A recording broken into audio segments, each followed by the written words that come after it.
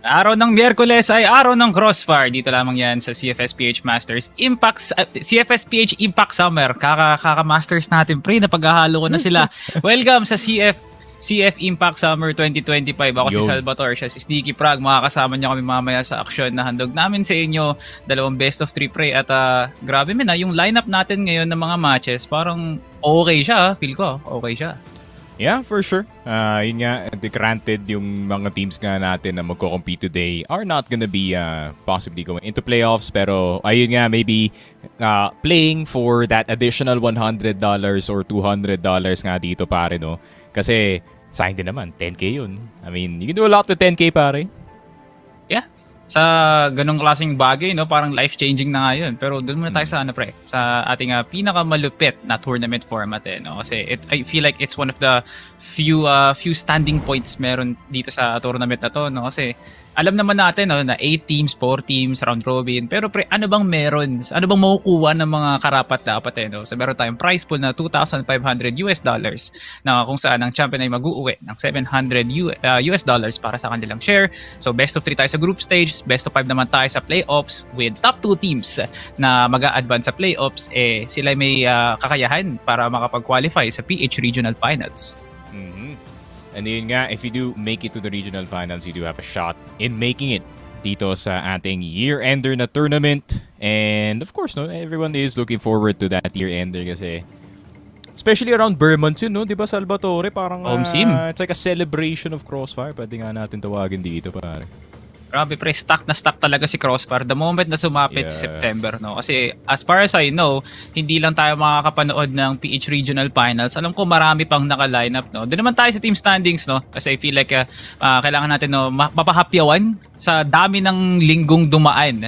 Ito na yung itsura ng ating standings ngayon, no? Ang Sunday Shrooms wala pa ring bahid ng kasamaan. Sila pa rin ang ating undefeated kings dito lamang sa PH Impact, no? Followed by Matches and Heroics going as low as number 6. They went ahead and dun sa third place nga nila, no? And Ria 7 sa mga teams na akala natin makikipagbakbakan sa Sunday Shrooms dun sa number 1 spot, pero nandiyan sila sa number 4 na halos sa nakikipag-git-gitan nga lang no? Oo nga. I mean, Ria 7, no, granted kasi simula kasi ng season nila, I'm not gonna lie. Ayun nga, puro bottom of the standings yung nakalaban nila. So I think their record was kind of pushed up more than usual, no? Pero at least Ria 7, I think safely and securely sila naka-place dito sa top 4. There's no possible or mathematical possibility, no, na mawawala sila from that position, no? And I think it's a lot of hopefully improvement para sa kanila kasi nung nakalaban nila yung mga better teams natin, medyo you kinda see the cracks ng Ria 7 dito, pare. So far, ang nagiging playoff picture natin dito is I believe Sunday Shrooms versus Heroics tapos Matches to Ria 7, no? So parang ang ganda actually na mismatch na ito, no? Feeling ko Heroics yung isa sa mga storylines natin na band of bandits, no? Yung mga outcasts sa mga teams na sinalihan nila dati tapos facing against a Titan that is Sunday Shrooms. They have the chance to make something really really incredible, no? Kasi isipin mo sa group stage nagpakitang gilas si Sunday Shrooms tapos doon pala sa playoffs magkakatalo pala.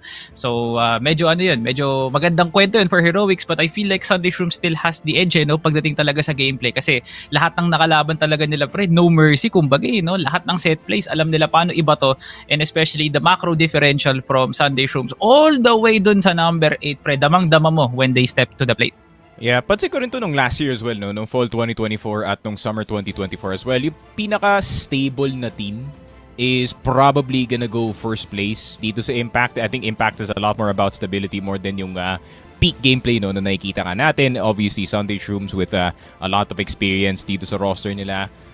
Granted, there is some mistakes pero unavoidable naman yun when it comes to yung usapang Impact, no, dito pare. So, ay nga SS in a very good spot. I think Matches could still contest para dito sa playoffs, men, which is very, very interesting if ever nga makita nga natin dito sa week number 7, which we will. Sunday Shrooms, obviously, they're gonna go up against itong Vengeance Matches, Ria 7, going into match 2 dito sa day 14. Pero nandito tayo sa day 13, Mr. Salvatore, Cipher Pro Team AGT, and Al Sovereign Heroics nga tayo dito.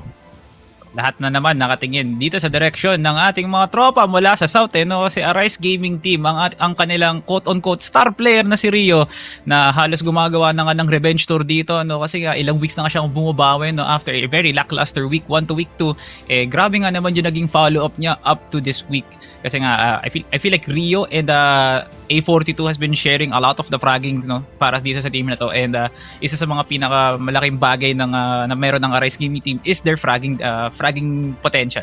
So, ito yung ipapamalas nila up against sa Cipher Pro Team that I feel like is not talked about that much when it comes to potential. No? Kasi medyo shaky so far itong team na to. No? Kasi nga, makikita mo na medyo magiging malakas, and then at the same time, they might get exposed by Sunday Shrooms or even matches.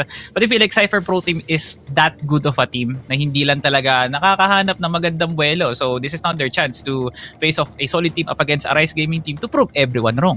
Yeah, I think XPT is in a fine spot para sa first year nila into Impact, man. I mean, 6th, 2 and 4, especially knowing no na napapantayan mo na dito yung mga pangalan kagaya ng Vengeance. I would still be happy kung ako yung XPT dito in our round dito sa Impact, considering yun nga first year, a lot of new players, medyo unknown yung mga names, but then they got some distance dito sa tournament na to, which is, you know, very, very nice to see. Para naman dito sa AGT, pare, you know, it's a work in progress yung team na to, man. You know, there is still some spots na nagsashine yung team na to. Yun nga, no, kagaya nga dito ni Rio, I like na he's taken the undertaking of, you know, being the hard entry para sa kanyang team, which is not an easy role at all, no, especially considering yung variance ng tournament na to, pare. And still, AGT still has some shooters dito sa team nila, pare. Yeah, wag na natin ipagkaite, no? Wag na natin itago na hilaw pa si Arise Gaming Team kumpara dito kay Cipher Pro Team. And lalo na rin na yung mga linggong nagdaan, mas nanaig talaga yung gameplay ng Cipher Pro Team, kasi hindi mo pwedeng sabihin sa akin na yung matchup na to is dikit, wherein Cipher Pro Team push 3 maps up against Sunday Shrooms, Ria 7, si Vengeance, and all of that. No? So, I feel like Cipher Pro Team really has that knack para talaga i-push through yung limit ng isang team. Pero pagdating sa usapan na paano mag-close out, dun nagkakatalo. And I feel like dun naman papasok si Arise Gaming Team. Kaya talaga nila mag-close out ng game, no? Hindi nila pinapabayaan kung saan sila tumatayo. And the macro really does deliver for Arise Gaming Team pag alam mo nandoon yung mga players na kaabang-abang. Yotib, Rio, A42, especially CR7 na unti-unti na nga nakakaramdam ng parang, uy, gusto ko na rin makifrag, kaya magpapakitang gilas na rin ako. Yung drive talaga ang nagpapalakas dito for Arise Gaming Team. Cipher Pro Team, familiarity ng matchup. Let's go to Mac dito, no, Sneaky Frag, kasi maganda to laban na to, no? Probably a compound, no? Hindi talaga, pre. Hindi talaga tayo magpapang-abot sa compound for set 1. Ayaw daw nila iprayo, no? So, an Eagle Eye ban for Cipher Pro Team. Lots of respect towards Arise Gaming Team. Port, very good pick para sa Cipher Pro Team. What do you think? I mean, sobrang halata talaga ng first 2 bans natin na, you know, these are very inexperienced teams, para kasi yun nga, Eagle Eye Mexico, it's the standard ban, or at least yung hindi mo nilalaro pagdating sa mga pub. So, obviously, Port, very good stint. I think yung last run yata na Cipher Pro Team was not too bad dito sa mapa na to. And it is also the exact same para sa AGT. So I think Port is gonna be very interesting back and forth, especially kung makakuha ng onting distance itong AGT, no? Especially pagdating sa kanilang BL side. Ang Kara naman, pare, ayun nga, AGT, we didn't see much dito sa kanilang last na Ankara map, pare, pero feeling ko with the skills that they do have on their team, kaya-kaya pa naman to, and especially considering how big the map is. Compound, I think not much conversation needed there, no, Salvatore, considering na we've seen both of these teams perform sa mapa na to, pare. Oh yeah, definitely. No? So Cipher Pro Team, mas ramdam natin yung yanig talaga sa kanila, no, when it comes to Port. Arise Gaming Team, we don't want to remember kung anong nangyari at sinapit talaga ng team na to, no, whenever it goes to Port. Yeah, we saw some glimpses, but at the same time, mas memorable kung paano nga talaga sila na napapabayaan sa mapa na yun. Let's go to the team substitute. Feeling ko meron na mga dalang alas ngayon si Cipher Pro Team na feeling ko hindi prepared si Arise Gaming Team kasi nakakapanibago. Christian out, Derek goes in para sa ating team substitute for Cipher Pro Team. At as far as I know, yun lang ata ang meron tayo for team substitute. I-retain pa rin ng Arise Gaming Team si Stephen, out pa rin si A42, which I feel like is still a huge blow para sa team na yun. For sure, for sure. And especially itong si Christian pa yung nawala no, para dito sa XPT. He was actually one of the bigger contributors dito sa kanilang firepower. And ay nga, I'm not doubting ito si Derek whatsoever, but then alam mo naman yung sitwasyon pagdating sa baka subs, no? He's either gonna do really good or really bad, pare. So I wish the best of luck para dito kay Derek na he would put on a good performance, pero this is gonna be an iffy spot para dito sa XPT, pare, considering the amount of contribution na na meron dito sa team na to itong si Christian, pare. I think not anyone can be similar dito kay Nicole when she actually came in dito sa Heroics, kasi I think si Nicole, she already has pre-existing na synergy yun nga with Silent, being the wife and everything, pare. And ayun nga, not everyone's gonna perform exactly like her and plug the holes para sa kanyang team. Let's see. Kasi parang ganun pa rin naman yung hinaharap netong dalawang teams na to. A42 out, Christian out, no? So, magkakaroon talaga ng onting blemish yung chemistry dito ng dalawang teams na to, no? Siguro in the exception of Stephen. Kasi the first 2 weeks, naglaro naman tong player na to, no? And I feel like it was one of the few moments na nakita nga natin na nag-shine dito si Stephen. So, it's still a matchup na feeling ko even. Let's now talk about predictions, Sneaky Frog. Kasi it's going to be really difficult for the both of us, no? Kasi Cipher Pro Team and the Rise Gaming Team, pag pinagtapat mo tong dalawan to, parang feeling mo, parang talaga hirap talaga. So, I feel like a Rise Gaming Team, 2-1 ako. Same. Ayun, same. Yun din, 2-1 din sa akin. We're kind of hurrying it up a bit, guys, kasi ayun nga, 2-1. Game's about to start. We're finally almost coming into itong port map natin. Once again, it is BL side para sa AGT, so first half is gonna be very important para sa kanila dito, men. And GR side para sa XPT, obviously, they just gotta hold on for dear life dito sa first half, pare. I-maximize na lang talaga ng Cipher Pro Team yung oras nila dito, no? Kasi nga they have the strongest side known to mankind dito sa mapa na to, no? Alam mo yan, Sneaky, nag-adapt lang tayo kahapon. Alam natin gaano talaga kahirap tong blacklist na to, no? At isang magandang sigaw dito mula sa LA as Yo-Team gets first blood. Parotate na nga ang mga tropa natin mula sa Rise Gaming Team to get more kills as CR7 continues to dominate the front end. Inverse gets taken down. 2 more kills para kay Rio and Stephen closes it out. Ganun kabilis. Yun nga, 1-0. And we're gonna have a little DR lang naman. Nothing too big. I think counted yun, diba? Yeah, counted. Oh, I think counted, they sent it so long, they probably got a singular point of damage para, and they can argue that dun sa rulebook. Pero yun nga, 1-0, not too bad. Yun nga, round 1, send it on long. And it's the El Clasico pagdating nga dito sa port, pare. And it's my favorite thing to do, especially as the entry rifler, na mag-swing lang talaga dito sa long and pray to God na ayun nga, mag-miss yung sniper dun sa top A and hopefully I get traded. So, ayun nga, very nice job. Yun nga, sniper missed. Everyone ran papunta nga dito ang A site. Tamang simple lang, pare. Yeah, so kahit ganoon, no, kahit masasabi nating Inverse is a very solid player, may pagkakataon pa rin talaga na nagmimitis yung player na yun, no. At isa sa mga pinaka nakakatuwang plays na ginagawa sa mga pub pag naglalaro ka ng port is dinadaan mo lang talaga sa LA, dinadaan mo sa Brusco at nangangarap ka, no, na isa sa mga kakampi mo na kasama mo either 3-man push, sila yung matamaan tas ikaw hindi, kasi para maging 1-for-1 trade. Ang pinaka bad case doon mo 2-for-1 pa kayo. At yun ang ayaw dito ng Arise Gaming Team. So Cipher Pro Team, kailangan nga nila pag-igihan, mag-high-low na nga sila, no, at magpadala pa ng maraming tao, probably put him on exit or even at connector. But at the same time, kailangan pa rin nilang ipanalo yung mga duet sila, no? Ephraim and Rio on a possible bout dito lang sa may bodega, pero tumalikod si Rio. Hindi siya lumingon sa pinanggalingan niya, tol. Napaghalatang low sin si Rio doon, pare. You saw how slow that turn was? Para lang makasetup siya ng imba jump doon. Ay. Caught him with his pants down, literally, pare. Pero to be fair, kahit backwards jump siya papasok ng CA, patay talaga siya dun. Pinaulan na nakaagad talaga . So, medyo talaga yun, off yung timing ni Rio. At ang magagawa doon, na Rise Gaming Team, you have to work what's left, no? Kahit nga duguan pa dito si Stephen, feeling ko na rin talaga, send it to long bin na lang . Kasi in that way, yung ingay na dadalhin nila dito silang sa may LA, is good enough para ma-distract yung Cipher Pro Team para si Leo lang yung magdedepensa. Tamang chilling lang naman dito. Yung XPT, they don't have to do anything too extra dito sa mapa natin. I think tama na yung ginawa nila dito sa top A. Tapos meron tao dito sa LA. Obvious flash lang. They're actually trying to regain control dito sa LA, pare. Which is gonna force itong AGT mid. Derek can actually react. And ayun lang, easy shots for Derek. Swinging left and right dito sa baba ng BR. And another headshot kay CR7. Inuubos na ang AGT dito sa round din na yun lang. Maybe waiting around a bit too long, pare. Pero at the same time, not getting CA control, maybe not the best. Ganda sana naman kung makaset up sila ng nade dun para kay Rio kasi pwede naman i-flash yun galing BR. Walang spam no? Like talagang nag-hold lang sila ng angle. It was kinda difficult no para sa Arise Gaming team na kumuha ng pushing power kasi nga ang tagal na lang hinold yung high mid, wala man lang nag-iingay sa LA, pan-distract kumbaga sa Cipher Pro team.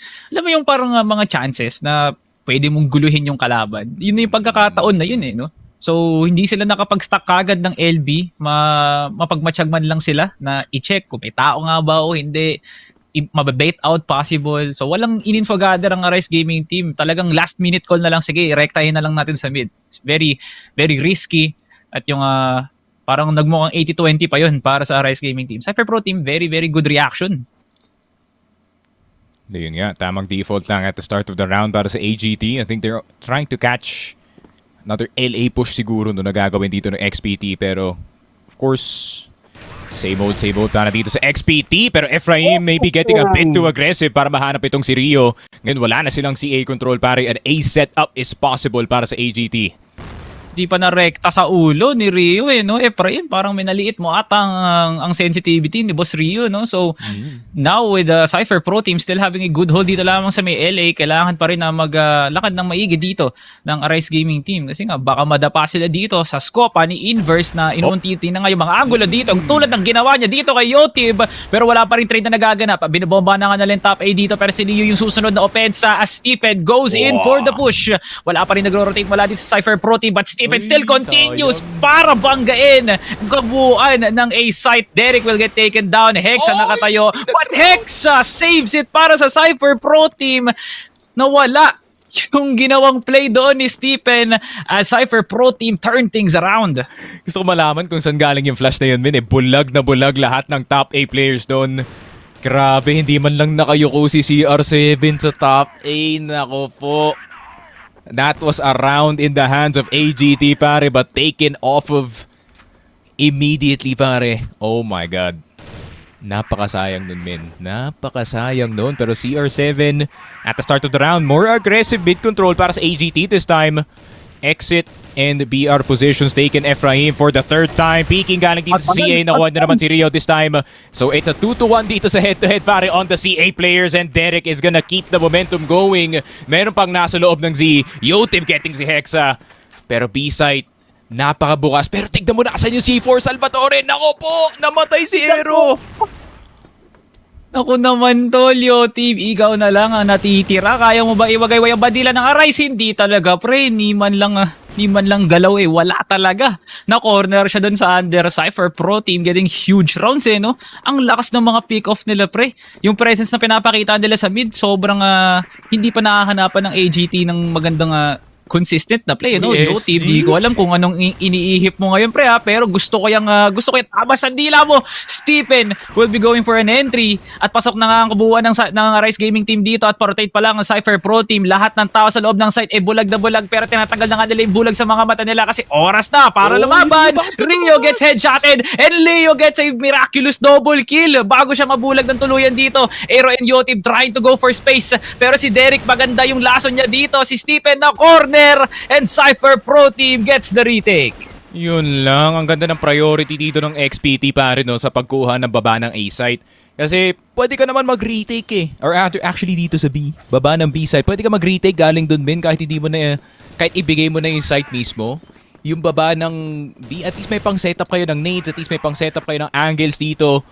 And para naman sa AGT, no, hindi nila binabaan agad nung first execute nila, men, kaya nabigyan ng libreng space. And speaking of libreng space, pare, Derek will get one, pero Derek mababawian ng buhay dito. Salamat kay Yotib. Aero will get one as well.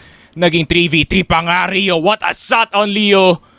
3 versus 2. Low si Ephraim pare. This could be a round para sa AGT. Pero Ephraim could be the difference maker. Pero di mapapabalik na lang siya dito, men. Kasi 2 taps pa to si Aero no? Ang layo ni Inverse para makapagpalit pa sila ng baril. So might as well do an individual play, Ephraim. Hayaan mo na lang na gumawa ng play si Inverse din, no? Pero di ko lang sure kung yun yung magandang call, no? Kasi ikaw dapat maganda na si Ephraim yun. Sige, tingnan natin. Kasi ang pinakamagandang chance dito ni Ephraim is makita niya mismo si Rio. So, that's 1 leg down para sa RS Gaming Team kung sakali, no? Cipher Pro Team. Wala sila magagawa dito kundi mag-info gather at si Ephraim tumesting dito sa mid. Gusto lang naman kumuha ng impormasyon pero buhay pala yung kapalit. Inverse na 1v3. Aero nakakit na ng bodega pero control pa rin to para sa RS Gaming Team, no? Marami silang tao para pumik na mga angle at hindi mahirapan si Inverse and he separates the 2 members and si Rio nakakuha na nga ng magandang push mula sa under. And now RS Gaming Team nakabawi na. Yeah, very smart play galing kay Rio, no pare. Staying back lang dito sa CA just in case nalalabas ng Z itong last player ng XPT. So AGT finally capitalizing on their numbers advantage.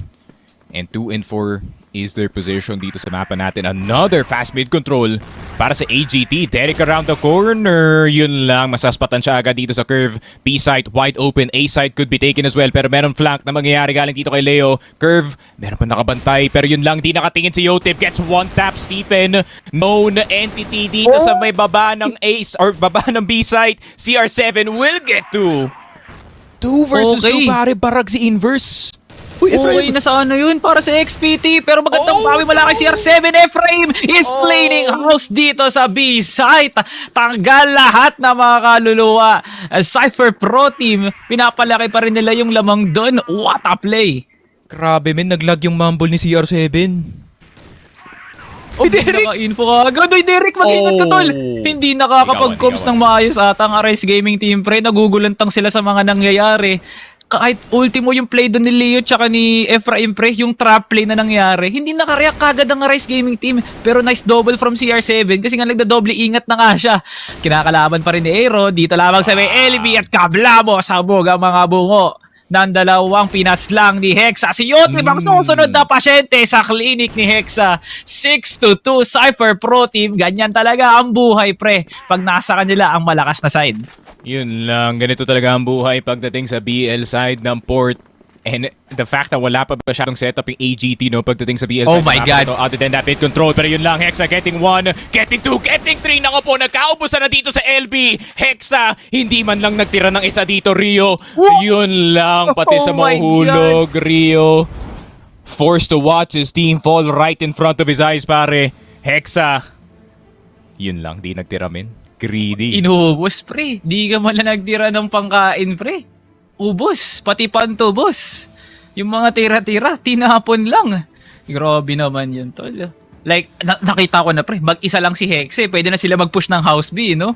Pero parang rookie mistake para sa Rise Gaming Team. Bakit kayo isa-isang pumik doon lamang kay Hexe, no? Na halos i-full mag niya yung 4. Pwede ka mag-full mag ng 3, no? Pero ang laking reward pag na-full mag mo yung 4 na players, no? Tapos icing on top of the cake, bang! 1 tap pa na gamit ng Colt. So, it was very, very nice para dito sa sa Cipher Pro Team rather na makuha yung magandang half na yun. Pero given kasi nga GR side. Pero isipin mo naman, pre, onti na lang yung kailangan nilang itrabaho para sa PL side na feel ko pa rin naman, isa-stack pa rin talaga nila yung B-site which is yung favorite angle na palagi nga nilang kinukuha. For sure. I think dapat mag-expect dito yung AGT, no? Round number 1 pa lang na tatamaan sila ng, you know, something aggressive, at least something off the beat or at least curveball, no? Galing dito sa XPT to start off yung to start off yung second half natin kasi you're trying to catch yung pacing nila off guard.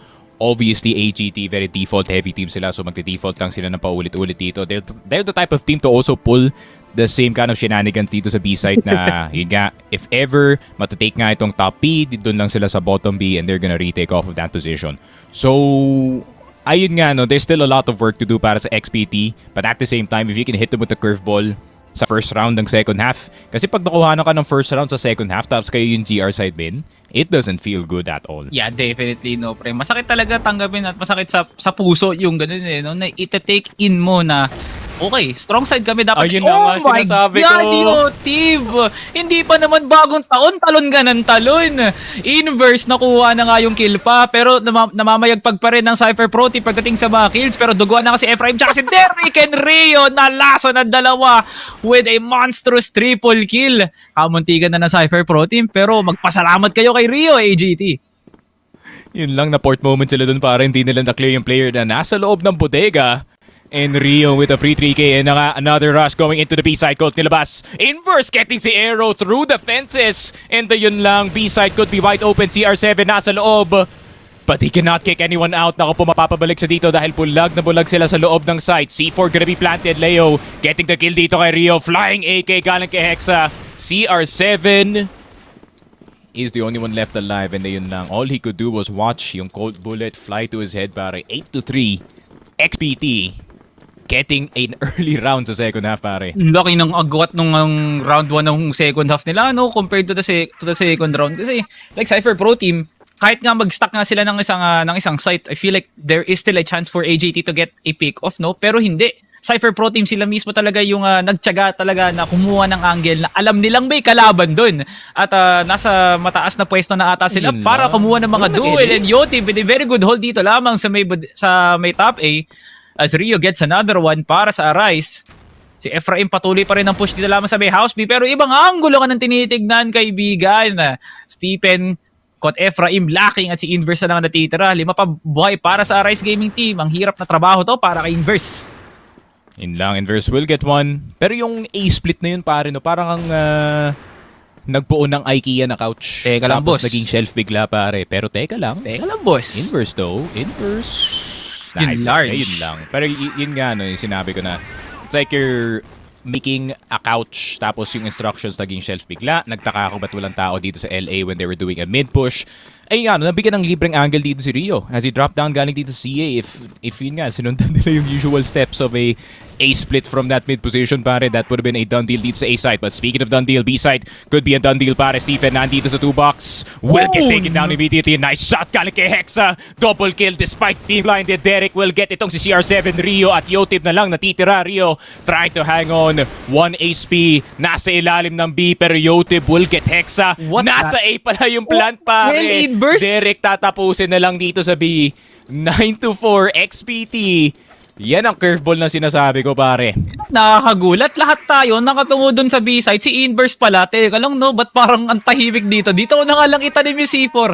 Aray ko moment para sa AGT, no? Kasi talagang doble na yung utils sa binato nila kay Inverse tsaka kay Hexa. Nagawa pa rin nilang pumatay, no? CR7 nakahold lang sa Z, pero ginulat dito ni Leo with a major trade. Yotib nakahawak lang sa exit, pero Cipher Pro Team ini-stack pa rin nila. Good quickscope para kay Yotib. And he gets the second one, pero hindi kaya pumangatlo. Pero nasa sandwich ng Cipher Pro Team dito lamang sa may exit as Inverse is the last man standing. AGT, kahit nakaswero, lumalaban pa rin. Yun nga, we need more of that. Galing dito sa sniper ng AGT para Yotib. Good information relay galing dito sa AGT. Seems like gumagana na yung mumble nila this time. But a long push underway. Yotib instantly taken down. M4 headshot. Ayun! Partida men, hindi pa siya nakakit dun sa top A but he still got taken down. Rio nakakit na nga rin. Nade gonna hit his head. Steven around the corner. AK-47 shredding this entire offense ng XPT. Inverse. I don't know where the hell he is, pare, on the other side of the map. Pero 1v3 kanina. 1 versus 5. Nakapatay siya ng dalawa. But this time, let's see if the math works out para sa kanya, pare. 1 minute and 45 to attempt this. Men, ito na yung Cipher Pro Team na hindi na nag-iisip eh. No, umaasa na lang sila na pag bubrus ko sila dito sa LA o kaya sa LB, may makukuha nga silang mas magandang kills kumpara dito sa AGT. Inverse fighting for his life dito lamang sa door mid. Pero, grabe no, Inverse.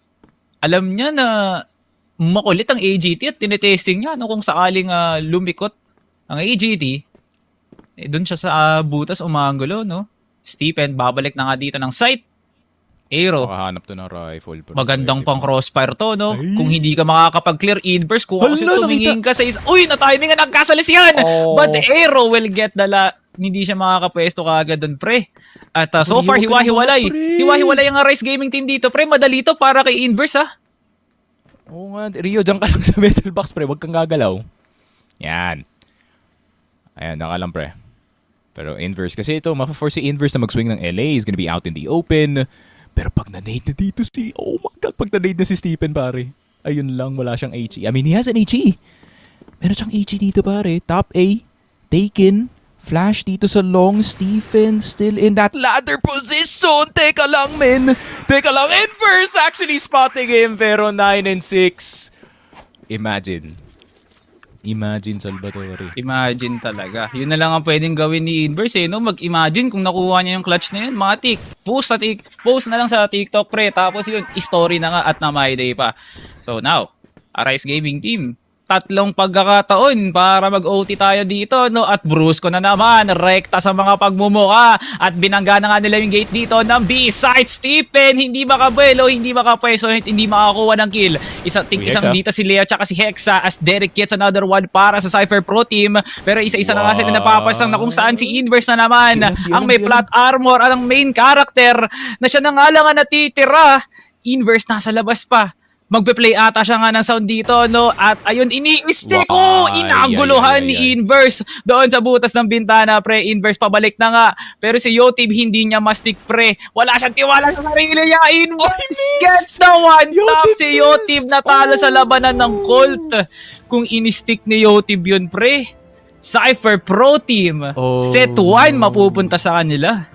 Yun lang. He just straight up missed on the last guy, man. Humarap na siya papunta dun sa C4, but ayun nga, sometimes the most unexpected moves, you can't flick those kind of shots, pare. Pero yun nga, Cipher Pro Team, as expected, taking itong port, obviously. Ayun nga, this is a map na they're very familiar with, pare, mapa BL or GR sideman. And ayun nga, no, overall impressive game para sa kanila dito. Granted, AGT, did get some impressive rounds on the board, pare. But then, ayun nga, no, port kind of just played itself out dito sa map 1 natin.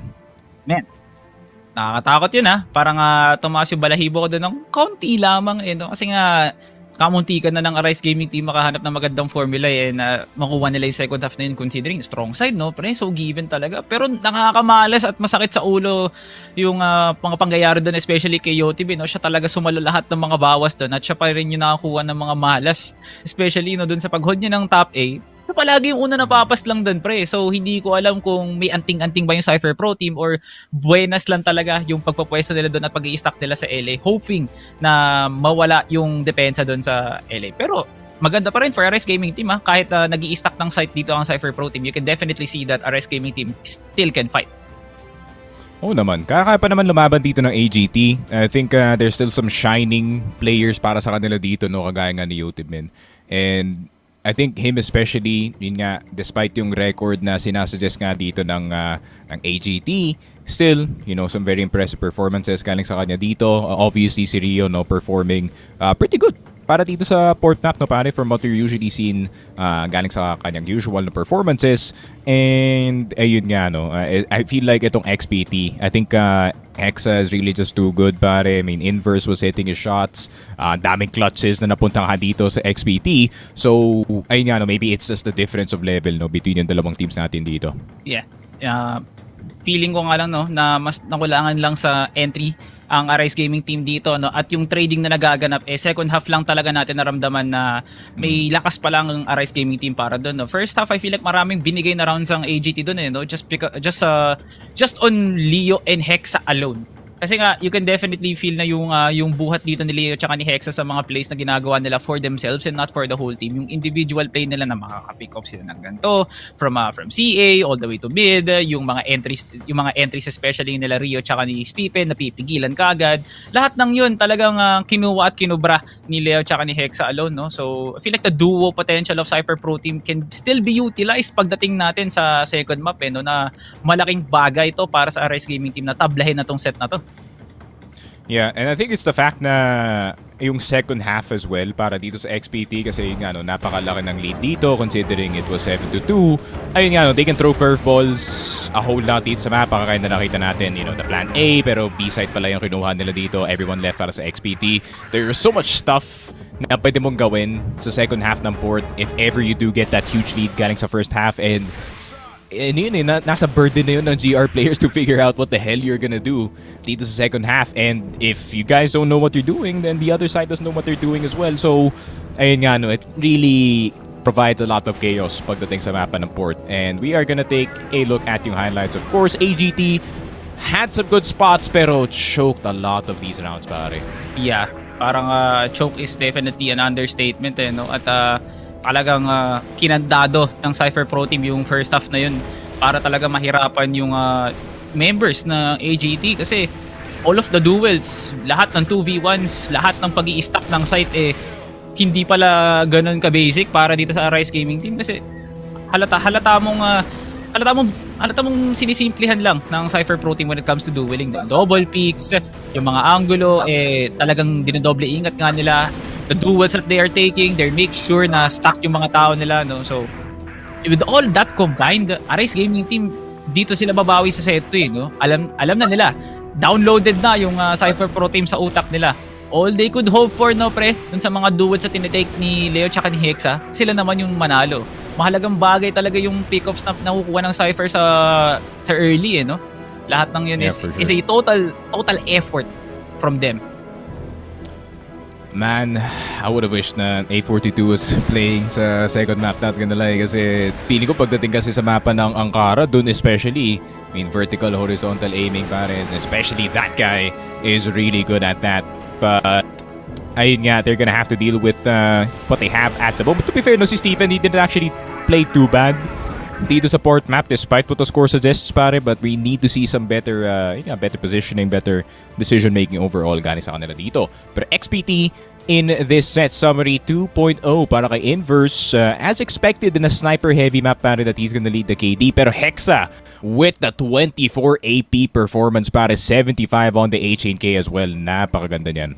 Man, feeling ko nga, no, dikit pa yung laban nila dito ni Inverse tsaka ni Hexa, no, sa total MVP gameplay. Pero kung merong mga duo of the century na pwedeng ibigay natin, no, it's either it's gonna be Leo and Hexa para sa sharing to, no, kasi nga yun yung pinakamasakit na dinamdam ng Arise Gaming Team, not just on the first but on the second half kasi. Like Leo and Hexa on the effort na magpupush nga sila ng site.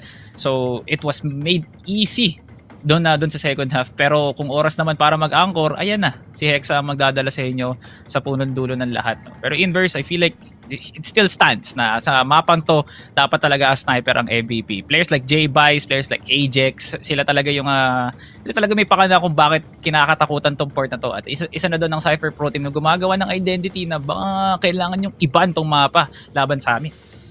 Yeah, and it doesn't help as well para dito sa AGT that Aero actually didn't perform that good dito sa mapa na to, especially considering si Aero yung pumalit dito kay A42 na, and knowing the amount of output na A42 has, ayun nga, having itong si Aero have not that good of a performance really does stymie, no, yung possible run nyo going into port. But of course, we are gonna have the MVP and it is gonna be itong si Inverse. Did a whole lot dito sa mapa na to with itong si Hexa and held that top 8 position down min. Wala talaga makadaan. I think two times lang sila nakadaan dito sa A-site. It was a very good performance overall para kay Inverse, no? So it's a team na feel ko nga, no, na nakukulangan lang talaga sila sa kumpiyansa at tiwala sa sarili, no, kung bakit hindi sila nakakuha ng mga ganong klaseng success. Kasi if we're going to layer every part of the offense na meron ng Cipher Pro Team, Hexa malakas mag-rifle, Inverse kayang i-duel lahat ng mga sniper dito, pinahirapan din kahit papano sila J-Vice at J-Kim sa laban nila ng Sunday Shrooms, no.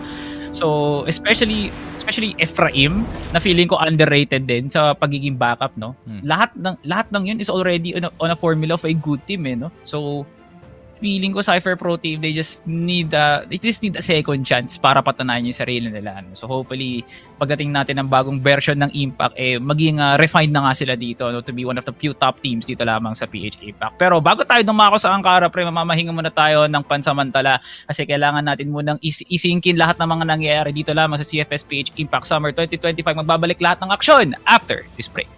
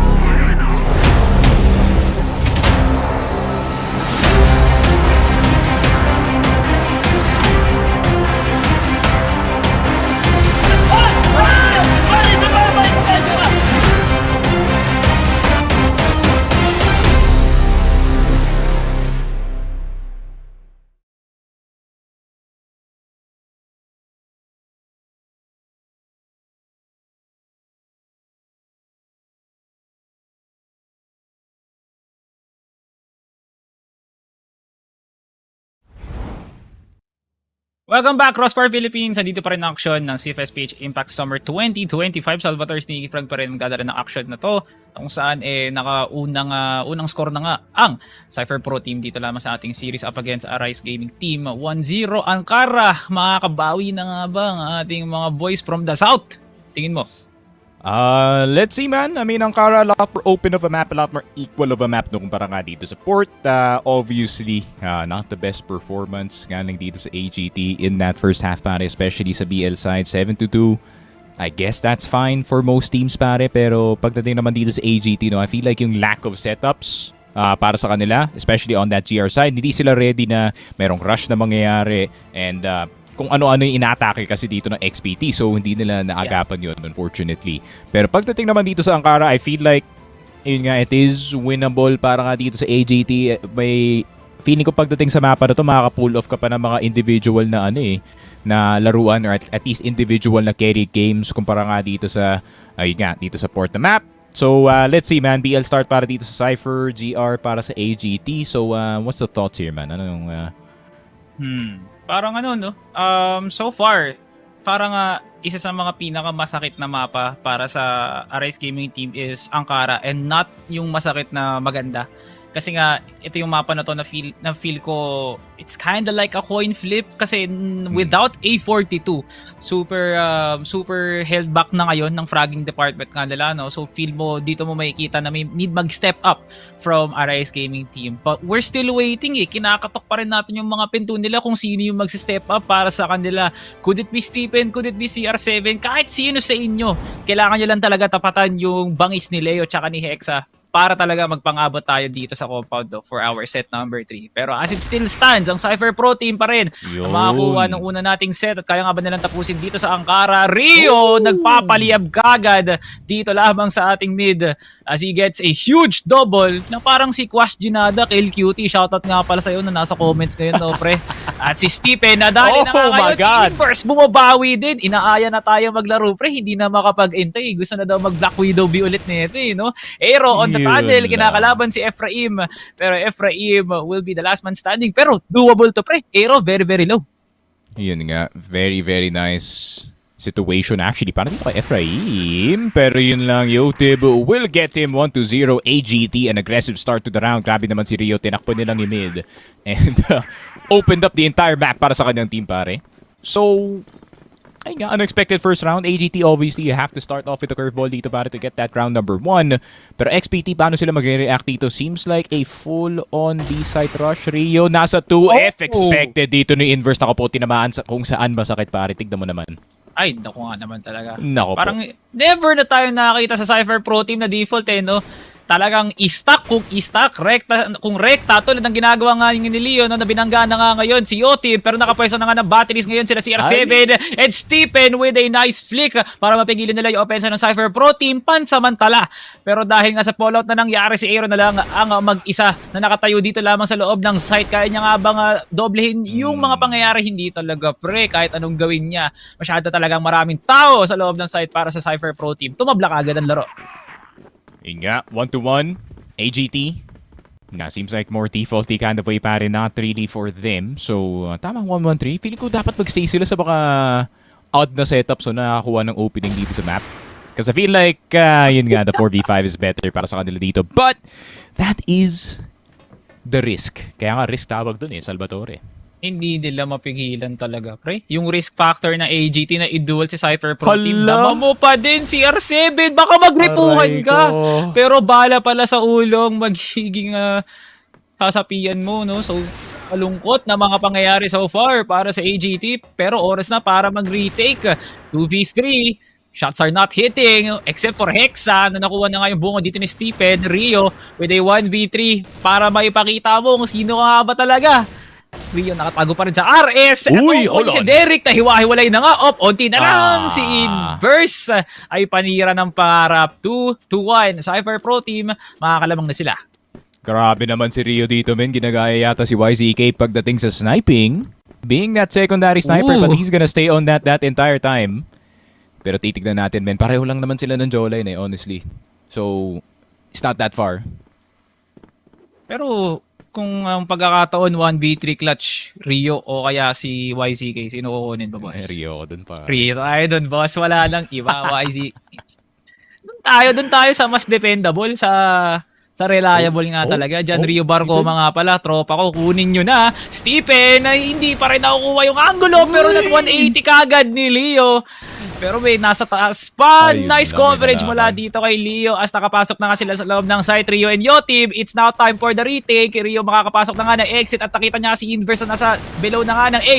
Rio will be getting the kill. CR7, nanalo sila? cleaning house. Yotib, grabe naman yung laso nila doon. Ginulat nila ang Cipher Pro Team sa loob ng A site. Hindi rekta sa mukha. Kung hindi kayo nakalingon, dun kami magi-strike. AGT 2-2. Nagtaka lang kung paano sila nakapasok ulit dito sa top A, pare.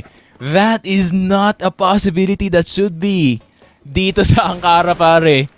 And then, fights at the start of the round. The roll does not stop para dito sa AGT at XPT. CR7 down to 1 HP, pare. Pero si Aero mapapabalik dito sa second mid. Pero XPT looking to set up dito sa B-site nga natin, men. Pero yun nga sinasabi ko, that retake should not be possible considering the amount of players na nasa loob ng A-site. Pero CR7 spotted sa HM. Pero Stephen, nasa loob pa ng baterya. Kaya na bang i-defend up against 3? Naku po, bulag na bulag. Kita mo na si Lord Pare, pero tumitira pa rin dito si Stephen. Getting through with the spray. Yotib right behind him, pare. Granted, low dito si Stephen. He can definitely make something happen with that AK-47. Pato sa langit. Teka lang, no? Hexa! Oh! Quick trade para kay Stephen! Pero Only tinan mo naman, pre, 1 HP na lang siya. Overkill nga ba o magaganap o magpapalit ng secondary ngayon si Inverse? Stephen, Hello, nakita na sa kalagitnaan ng battery. Stephen! 1 HP! 1 HP! Grabe! Hinanap si Lord, nakita niya, pengin ng blessing, nakuha niya yung clutch. AGT with a 3-2 scoreline now. Parang ang refined na ng kanilang Ankara, pre. You can definitely feel na marunong na nga sila mag-angkor yung Ay, team. naku po. Mimintis ang una, pero yung pumangalawa, pre, yun ang gagana. Ephraim will be missed para sa XPT, pero kukuha ng trade dito si Inverse. Pasok na nga ngayon sa mid ang mga tropa natin from Cipher Pro Team as AGT now prepares for a possible retake. May hotel pa. Nako po, pare, hotel. Derek will take down Yote, pati CR7, pare. Nako po, walang nakaharap dun. Despite the information na meron nakubuha ng hotel, men. Ayun lang. In-expect yata dito ng AGT. It's a full high mid push going into RS, going into A or B. And ayun lang, men. Hindi nila in-expect yung nakahiwalay pa na player dito. Grabe naman. Teka lang. Cipher Pro Team. Akala natin wala na kayong default pero meron nga pala. CR7, tumesting ka. Oh Tumesting my ka God. talaga. Ba't ka nakinig sa akin? Dapat di kayo nakikinig sa akin, pre. Cipher Pro Team. Favorite na favorite nila yung high mid na yun. At palaging may napa-first blood mula sa AGT, no? Good trade para kay Aero to set up the 4v4. Pero Hexa and Inverse babalik ngayon ng RS. Inaabangan kung may magpupush nga ba mula bypass. But Rio, nakakaunti na. Paakyat na siya ng yellow, pre. So kailangan na mag-push ngayon ng Cipher Pro Team. Yotib and Aero will be getting a very good kill. So now, Aero still continuing to push kasi alam niyang mainit siya, pre. And now, Hexa, last man standing para sa XPT. Tumesting ka sa linya ni Aero at ayun na nga, sabog ang bungo na naman. AGT lumalaban, 4-3. 4-3, AGT fighting back, pare. Always trying to get those openers. Ngayon, sila naman ang nag-benefit from that position. At the same time, kind of reckless peek galing dito kay Derek. Straight up dry peeking itong high mid naman without any assistance. So, isn't the best course of action. Pili ko, the more the game goes, pare, the more pubby we get. And the more familiar of an environment para sa atin dito. Stephen getting itong si Ephraim, but the fully blinded Stephen is gonna try to defend. Pero tatlo na nandito sa top A. Op. XPT hesitating pare, pero si Hexa gusto na pumasok. Stephen taken down and everyone having different ideas dito sa XPT, pare. But they need to push now. Rio taken down. Aero right up next and the third spray para dito kay Derek. Grabe, men. Akala ko meron pang flank na mangyayari dito. I thought there were more members left alive para sa AGT pero hindi pala. Back and forth. Wala pa rin tayo nakikitang malaking differential for both AGT and XPT. No? Yung isa marunong mag-retake, yung isa kayang mag-trade. At talong-lalo na yung AGT, no? Yung presence nila sa mga mid-round, damang-damang mo ngayon. Yotib! Ooh, what a kill kay Leo. As they hold bypass now. Pero CR7 also holding hotel at hindi na nga maka-entry pa ang mga miyembro ng Cipher Pro Team. Walang gumagana pagdating sa kanilang mga pick-off. No? Lahat ng duels na ipapanalo so far ng Rise Gaming Team. 3v4. So, probably inverse. Baka kaya niya nga i-push to, no? CR7 na pigilan at lahat talaga na ipapanalo ng Rise Gaming Team. That's how easy it is para sa first half nga nila, no? Makukuha nga nila ang kalamangan dito, pero panandalian lamang si Hexa na lang ang natitira na lumalaban pa. Teka lang, bossing. Alam si Yotib. Alam niya. Teka lang. Pero sniper yan ni Yotib. Sniper yan ni Yotib. Maasahan yan. Rise Gaming Team gets the first half. Yun nga, 5-4 man. Quite the back and forth na nakikita nga natin dito. Just like how I said, the longer the game goes, the more pubby it gets. And it seems like pubby is gonna be yung pacing dito sa mapa ng Ankara. There's gonna be peaks all over the place.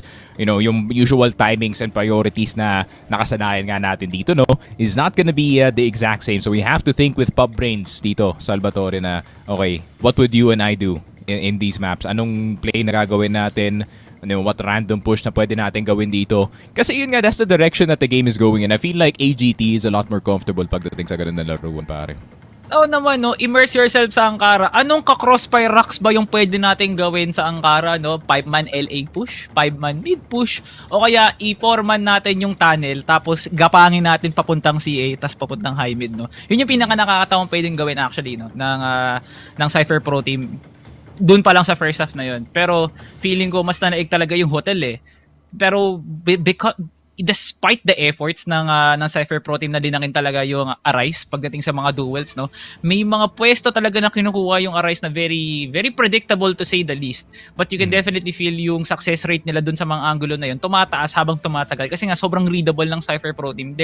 Parang rinse and repeat lang eh, no? Push sa bypass, push sa hotel. Talagang papwesto yung Arise Gaming Team doon at expected na yung magiging outcome doon is sila yung mananalo.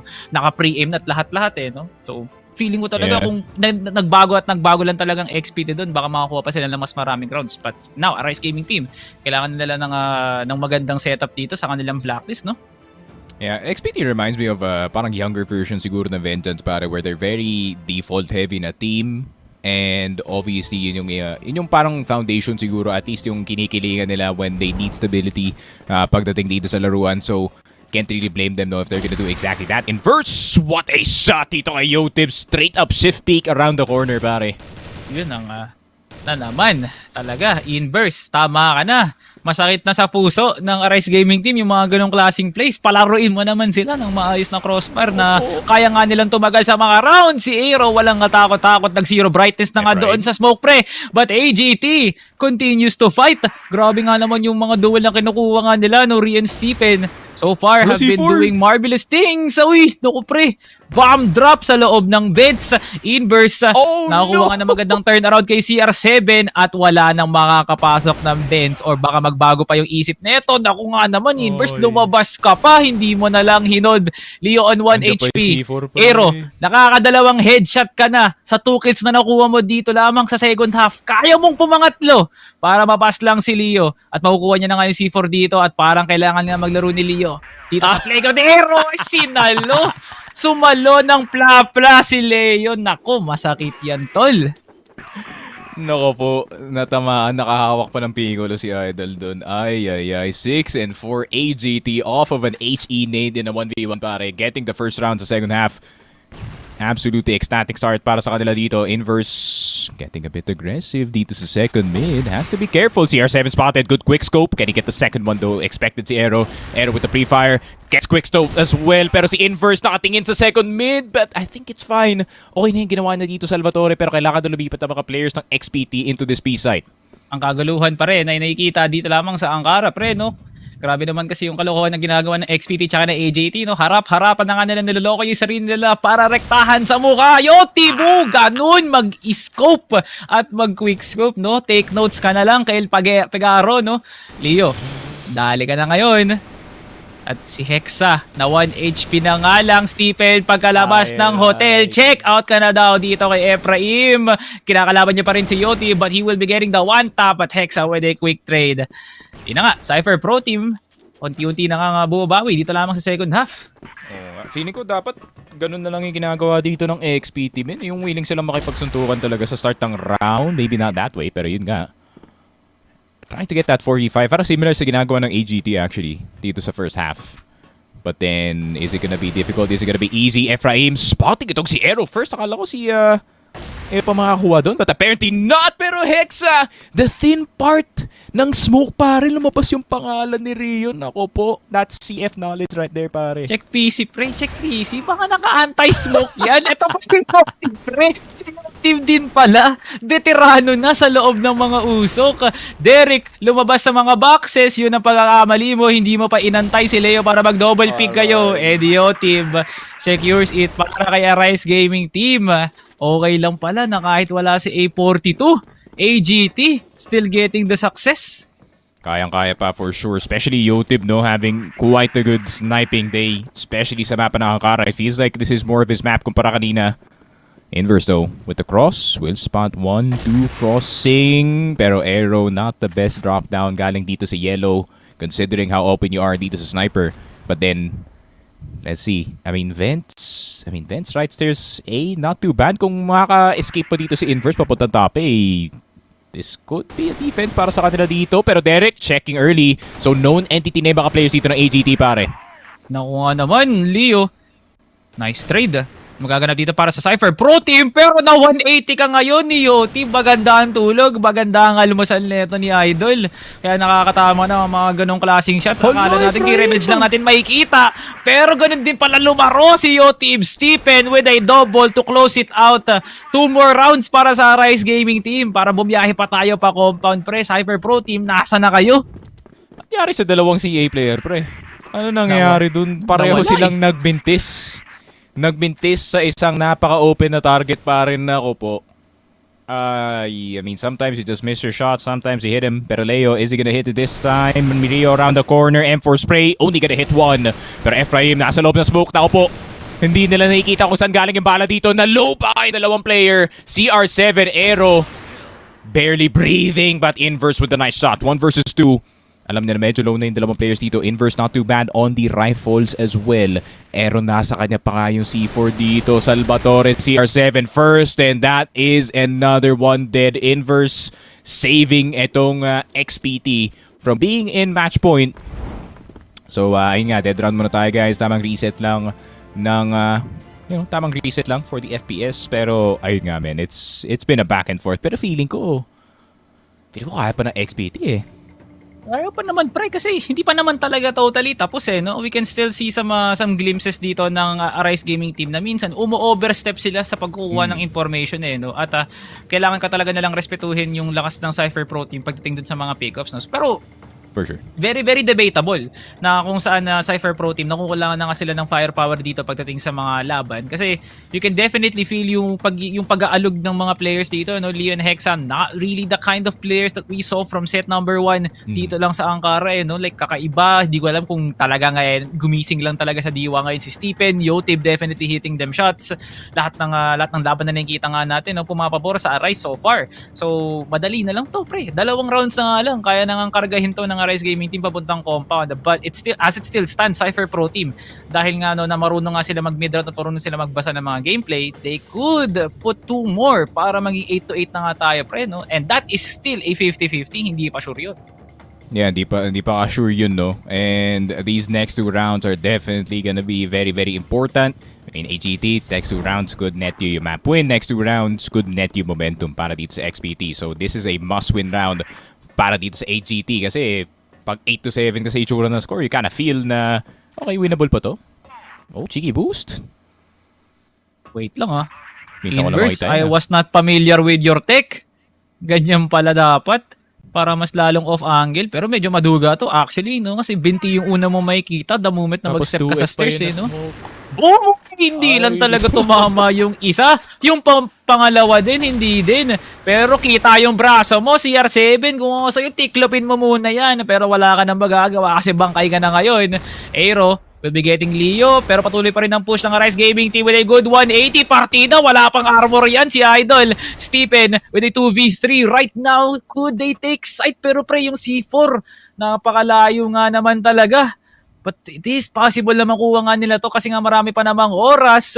Nandun pa nga talaga na iwan. Napakasakit naman nun, pre. Paano napunta dyan yan? Baka Sino may makit ng umakyat na tuwid tao, na may C4? Yun ang pagalitan nyo, AGT. Ay, Hexa yun nakahawak lang. ng hotel. Aray ko. And now Stephen, aray ko. 7-8 XPT. Humahabol nga. And like I said, the 50-50, parang yung isang kalahating 50 doon, umaabot na doon sa positive side ng XPT. Yun nga, man. You can flip heads 4 in a row, pare. That is definitely a possibility. Pero AGT, papabayaan ba nila to? Na malabas sa kanilang kamay ang laruan. Pero Hexa spotted sa hotel. A bit reckless of a jump galing sa kanya dito. And you don't want si Hexa dead this early dito sa ganitong spot, ganitong round, Salvatore. Hexa yung maaasahan mo sa mga pagbabantay eh. At lalong-lalo na nga rin na siya rin mismo yung maaasahan mong kumalaban. Dun kay Yotib, kay Stephen, or even kay Rio, pre. But can the double sniper work para sa AGT? Kasi nga, they like to play slow. Ngayong second half lang kakaiba actually. Cipher Pro Team, can they react? Yeah, pero ganito, man. Ako si Hexa, I'd be playing a lot more careful, no? Considering 8-7 na yung score. Literally, 1L would, give the match point that we have to play OT, if ever.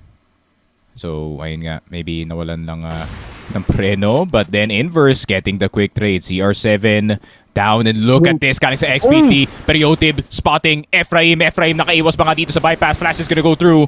Bulag na bulag yung mga players. But then, Ephraim does go down. Early information do kung saan pwedeng papunta dito yung AGT. AGT has to decide. Meron pa namang 1 minute dito, men. So, pwede pa silang umikot all the way pero hindi nila alam kung clear yung bypass o hindi. Tinan mo pre, yung confidence na hayaan na lang si Derek. Yung kakaiba actually for Cipher Pro Team. Buti na nga lang nakarotate pa dito si Inverse. Pero because of Ephraim's push na nagulantang na ngayon ng Arise Gaming Team kung may kakayahan pa nga ba silang pumush ng bypass dito kasi nga pwedeng mag-stack ang Cipher Pro Team doon. Good reaction para sa Arise Gaming Team. Marami pa na nga namang oras at lamang-lamang sila ng tao dito. So Cipher Pro Team is now forced to play for retake. Makakuha nga ba sila ng mga pick-offs dito bago sila makapasok ng site as Leo now goes into the tunnel at si Leo mapapas lang. Aero now on 1 HP. Tatlo na yung duguan dito pero si Derek hindi pa rin lumilingon sa mga kalaban.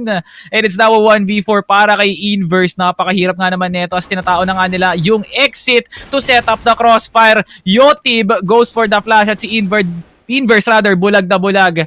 AGT 9-7 set point para sa mga South Boys. Yun nga, Derek needs to turn up that headset, pare. Kasi imposible mo naman di ka nakarinig ng AWM firing off right next to you. Pero yun nga, 9-7, XPT. Pressure's on para sa kanila na makuha yung last 2 rounds. AGT obviously in the lead and that is gonna help them para Inverse. One of the key players pa naman ng XPT ang nawala dito. And AGT in a position to finish yung game na to, pare. Obviously XPT nagiging desperado na silang kumuha ng 4v5 pero sila pa kaya napapunish dito, men.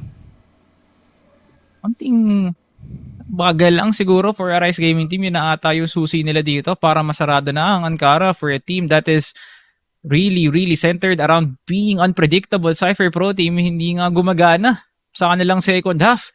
Kahit nga na mismo na simplehan na lang nila or at the same time lumaban dun sa mga plays na ginagawa ng Arise Gaming Team, hindi na gumagana ngayong second. Arise Gaming Team, chokehold na ngayon mga oras na to. Kaya pa bang huminga ng Cipher Pro Team at kumalas doon sa panglalason ng AGT? Hindi talaga pre, lahat ng mga laban pumapabor sa AGT. Bro. Derek and Ephraim, umaasa na lang sa high-low nila or pwedeng mag-rotate dito si Ephraim papuntang mid para makasama na lang ngayon si Hexa. 3 players still alive as Hexa will be getting 1 pick off. But what's next para sa XPT? Yun nga, yun yung sinasabi ko kay Leo. Now is not the time to look for picks kasi wala namang nades or utility na sumasabog dito sa mapa na to. So nothing to react to when it comes to that other position. Derek though can possibly saving round to. Stephen, Rio, last 2 left alive. Good flick dito kay Stephen.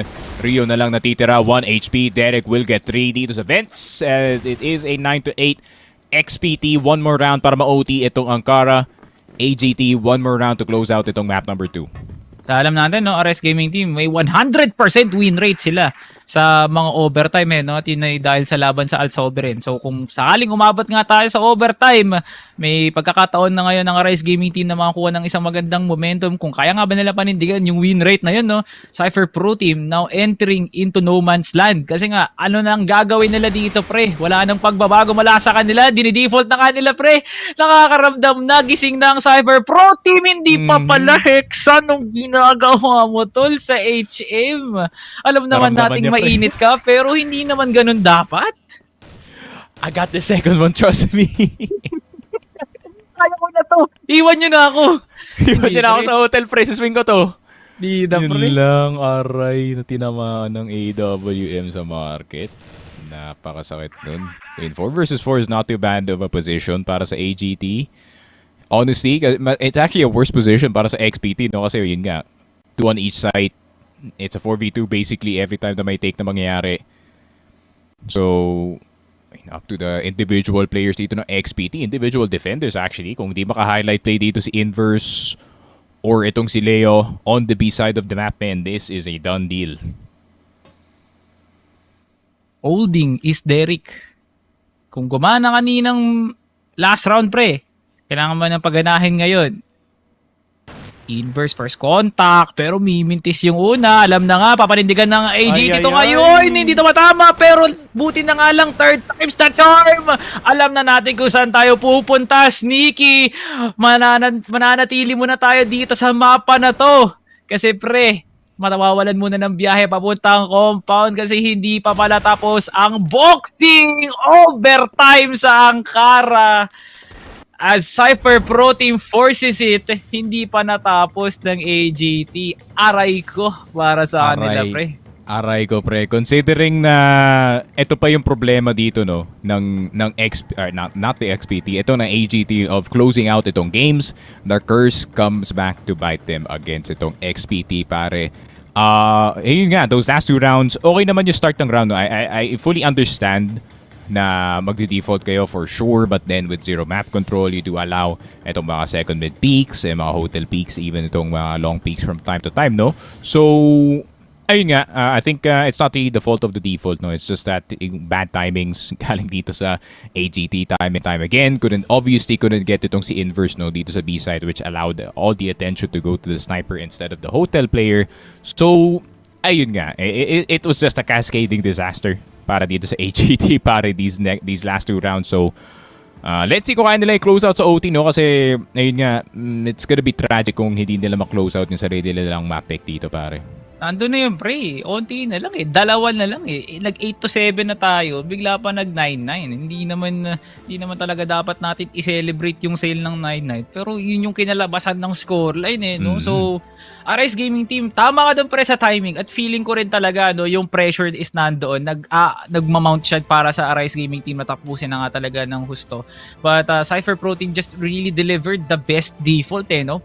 Kasi yung tiwala nila na i-hold yung ni Hexa para doon sa guaranteed 4v4 para dun sa 1v1 na yun. Gumagana na nga eh, no? Kasi kahit nga nawawala si Hexa sa usapan, that's still information. Pinapabor nga nila dito yung pag-stack ng market, lalong-lalo na nga rin papunta doon sa akyatan. So, if that is the case, doon na pumapasok yun yung reaction ng Cipher Pro Team na basahin at umangkop na lang doon. Kaya nga pupunta si Inverse, si Derek para doon sa follow-up na yun. No? So, wala talaga tayong magagawa doon. Kung yun na yung nangyari, kailangan na lang panindigan at harapin ngayon ng Arise Gaming Team na wala mo ng biyahe papuntang compound at hindi pa tapos ang misyon ng Cipher Pro Team. Jabs not done, Inverse, takapwesto kagad doon lamang sa may yellow, pero wala pa mo nang mapipick off. Dito mama sa balikat, pare, yun lang. Ephraim mapapabalik dito sa vents. 3 stacked on the A side because of that early information, pare. Pero mapapabalik agad si Inverse dito ng high mid. But then, tignan mo kung nasan si Leo, men. Nasa hukay na. If he does not hear anything galing dito sa hukay, he can immediately go for the flank dito sa LA, pare. Pero dahil ang layo ng ibang XPT players, men, ako po pag nag-start yung execute nito, medyo malayo-layo yung kailangan nilang lakarin. Line-upan lang nila. Pumwesto lang kayo ng CA. Tapos masasandwich sila. Baka nga panindigan pa nila to. This is good for Cipher Pro Team, pre, ha? Pero hindi pa rin Do they sila know? nagre-react. Baka sa exit pa sila manggaling dito. May iwan si Yotib doon sa balko para sa sniping. Derek, first contact kay CR7. Hexa! Wayang ka na naman. Nadali ka na naman ng pick-off. Di ka nag-aatay, nakakampi. Aero, papasok na nga na EA, but Yotib will be getting Leo. And here comes Derek na dumedepensa ng site ng siya nga lang mag-isa. Good trade para kay Ephraim. And Derek saves Cipher Pro Team. As a Rise Gaming team, hindi na nakapitalize yung pag-hold ng LA. Alam mo yun, nasa utak ko, Salvatore. Alam kaya nila yung Room A lineup? Yun yung nasa utak ko the entire time. Alam ba nila yung flash dito sa Room A? And obviously, no, kita mo naman si Derek, 4K, 4K caught. You know, full HD pare, walang kinulang sa pixels itong si Derek sa pagkakuha niya dito ng AGT Members event. So, ayun nga, gotta learn your lineups, kids.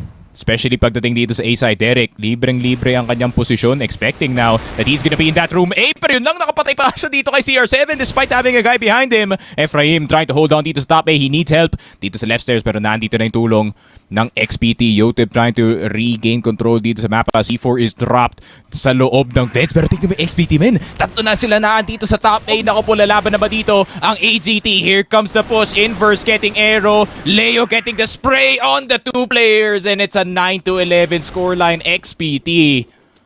Yun lang talaga, Salvatore. The one lineup that could have saved this entire A push, that one room A lineup na hindi pa nila alam. Nako po. Naku nga naman. Aray ko, XPT. Kyle, may kasalanan nito. Oh my God, Stephen will be winning the duel. Pero tino mo pre, no, all gas, no brakes, rekta gasolina, pigalan talaga ng makina. Stephen nire-rekta sa hotel, dinakdakan si Leo. And now Hexa is the next target. Pero buhay na buhay pa rin ngayon si Hexa, si still 100 HP. Patuloy pa rin ang entry ngayon ng Rise Gaming Team. Tutumba si Hexa mula sa kamay ni CR7. And now at 2v4 Yotib, inuunti-unti na ngayon. But Ephraim will get taken down. 1 HP na lang si Yotib. But the rest of the crew, buhay na buhay pa rin. Inverse, oh my God! Hold on. Getting the Hold on, pick wait a off. Pinipita sa puno. Uy, ikaw muntikon na pre. Muntik na makapitas at muntik nang makatumba ng puno. Whoa. Oh my God. Buti Pati na ako, alam ko lang. madadamay ako sa spray control dun eh. Oh my God. Napakalapit dun for inverse. Grabe kung 12-9 yung simula dito ng XPT ng overtime. Hindi na natin tinapos yung play-by-play natin, pre, kasi Sayang yun. sayang Naku po. yun, pre. Nice try daw galing sa XPT. I like yung ginawa ng AGT daw. Hindi ko magana A-site. Tara, B tayo par. Tingnan, sige, rush na lang natin to. Alright. Pre, ang lala nun, pre, no? Ang ganda ng meeting, no, pre. Walang A. Sige, rektahin natin B. Si Stephen lang muna papadala natin sa saka tayo papasok. No? Parang ano yun, no? Parang nakaasa sila kay Stephen na kumuha ng dalawa bago kami pumasok. Kasi worst case scenario, baka mag-hybrid na lang kami. Ano yun galawang MZ yun I mean, you just send si MZ to do anything and then Team Secret will be there shortly after, pare. And it's a very interesting concept na nakikita nga natin dito sa game na XPT. Ganda na kanilang A defense. Obviously, no, may glaring mistake nga. That one lineup na hindi alam ng AGT, that room A lineup that kind of stopped them from taking itong A site natin, no. But then, ayun nga, that slight adjustment. Obviously, hindi nila ine-expect to be running into a Stephen full speed running dito sa hotel, pare. So, ayun nga, some sort of a curveball galing dito sa AGT. So, hey, it's something at least para sa kanila dito. Oo nga, pre. Something to look forward to para sa Rise Gaming Team, no, na hindi naman sila masyadong napag-iiwanan dun sa mga binabato ng Cipher Pro Team.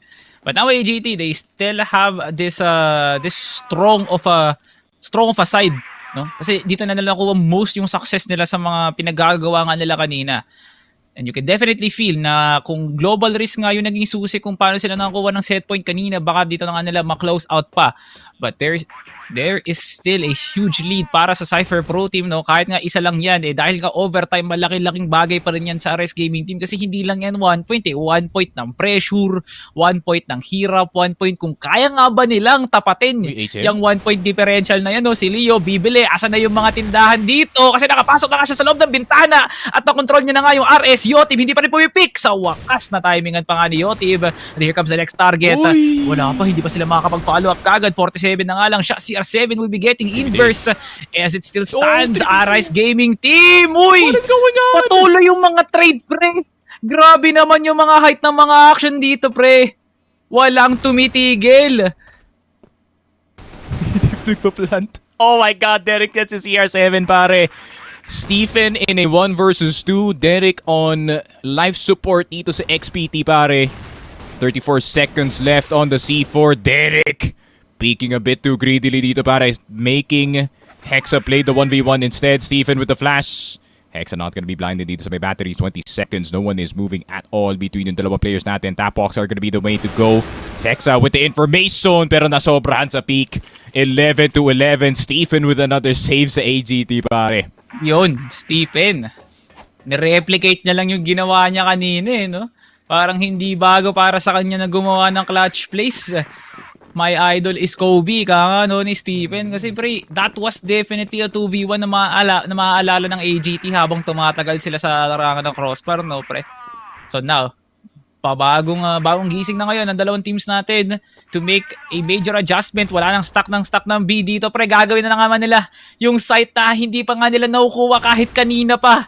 Stephen, can he hold it down? Dito lamang sa may stairs, pre. Papasok si Inverse nang wala naman siyang kasama. Mag-trade as Leo goes for the 1-4-2. Si Stephen ang susunod na papapas lang.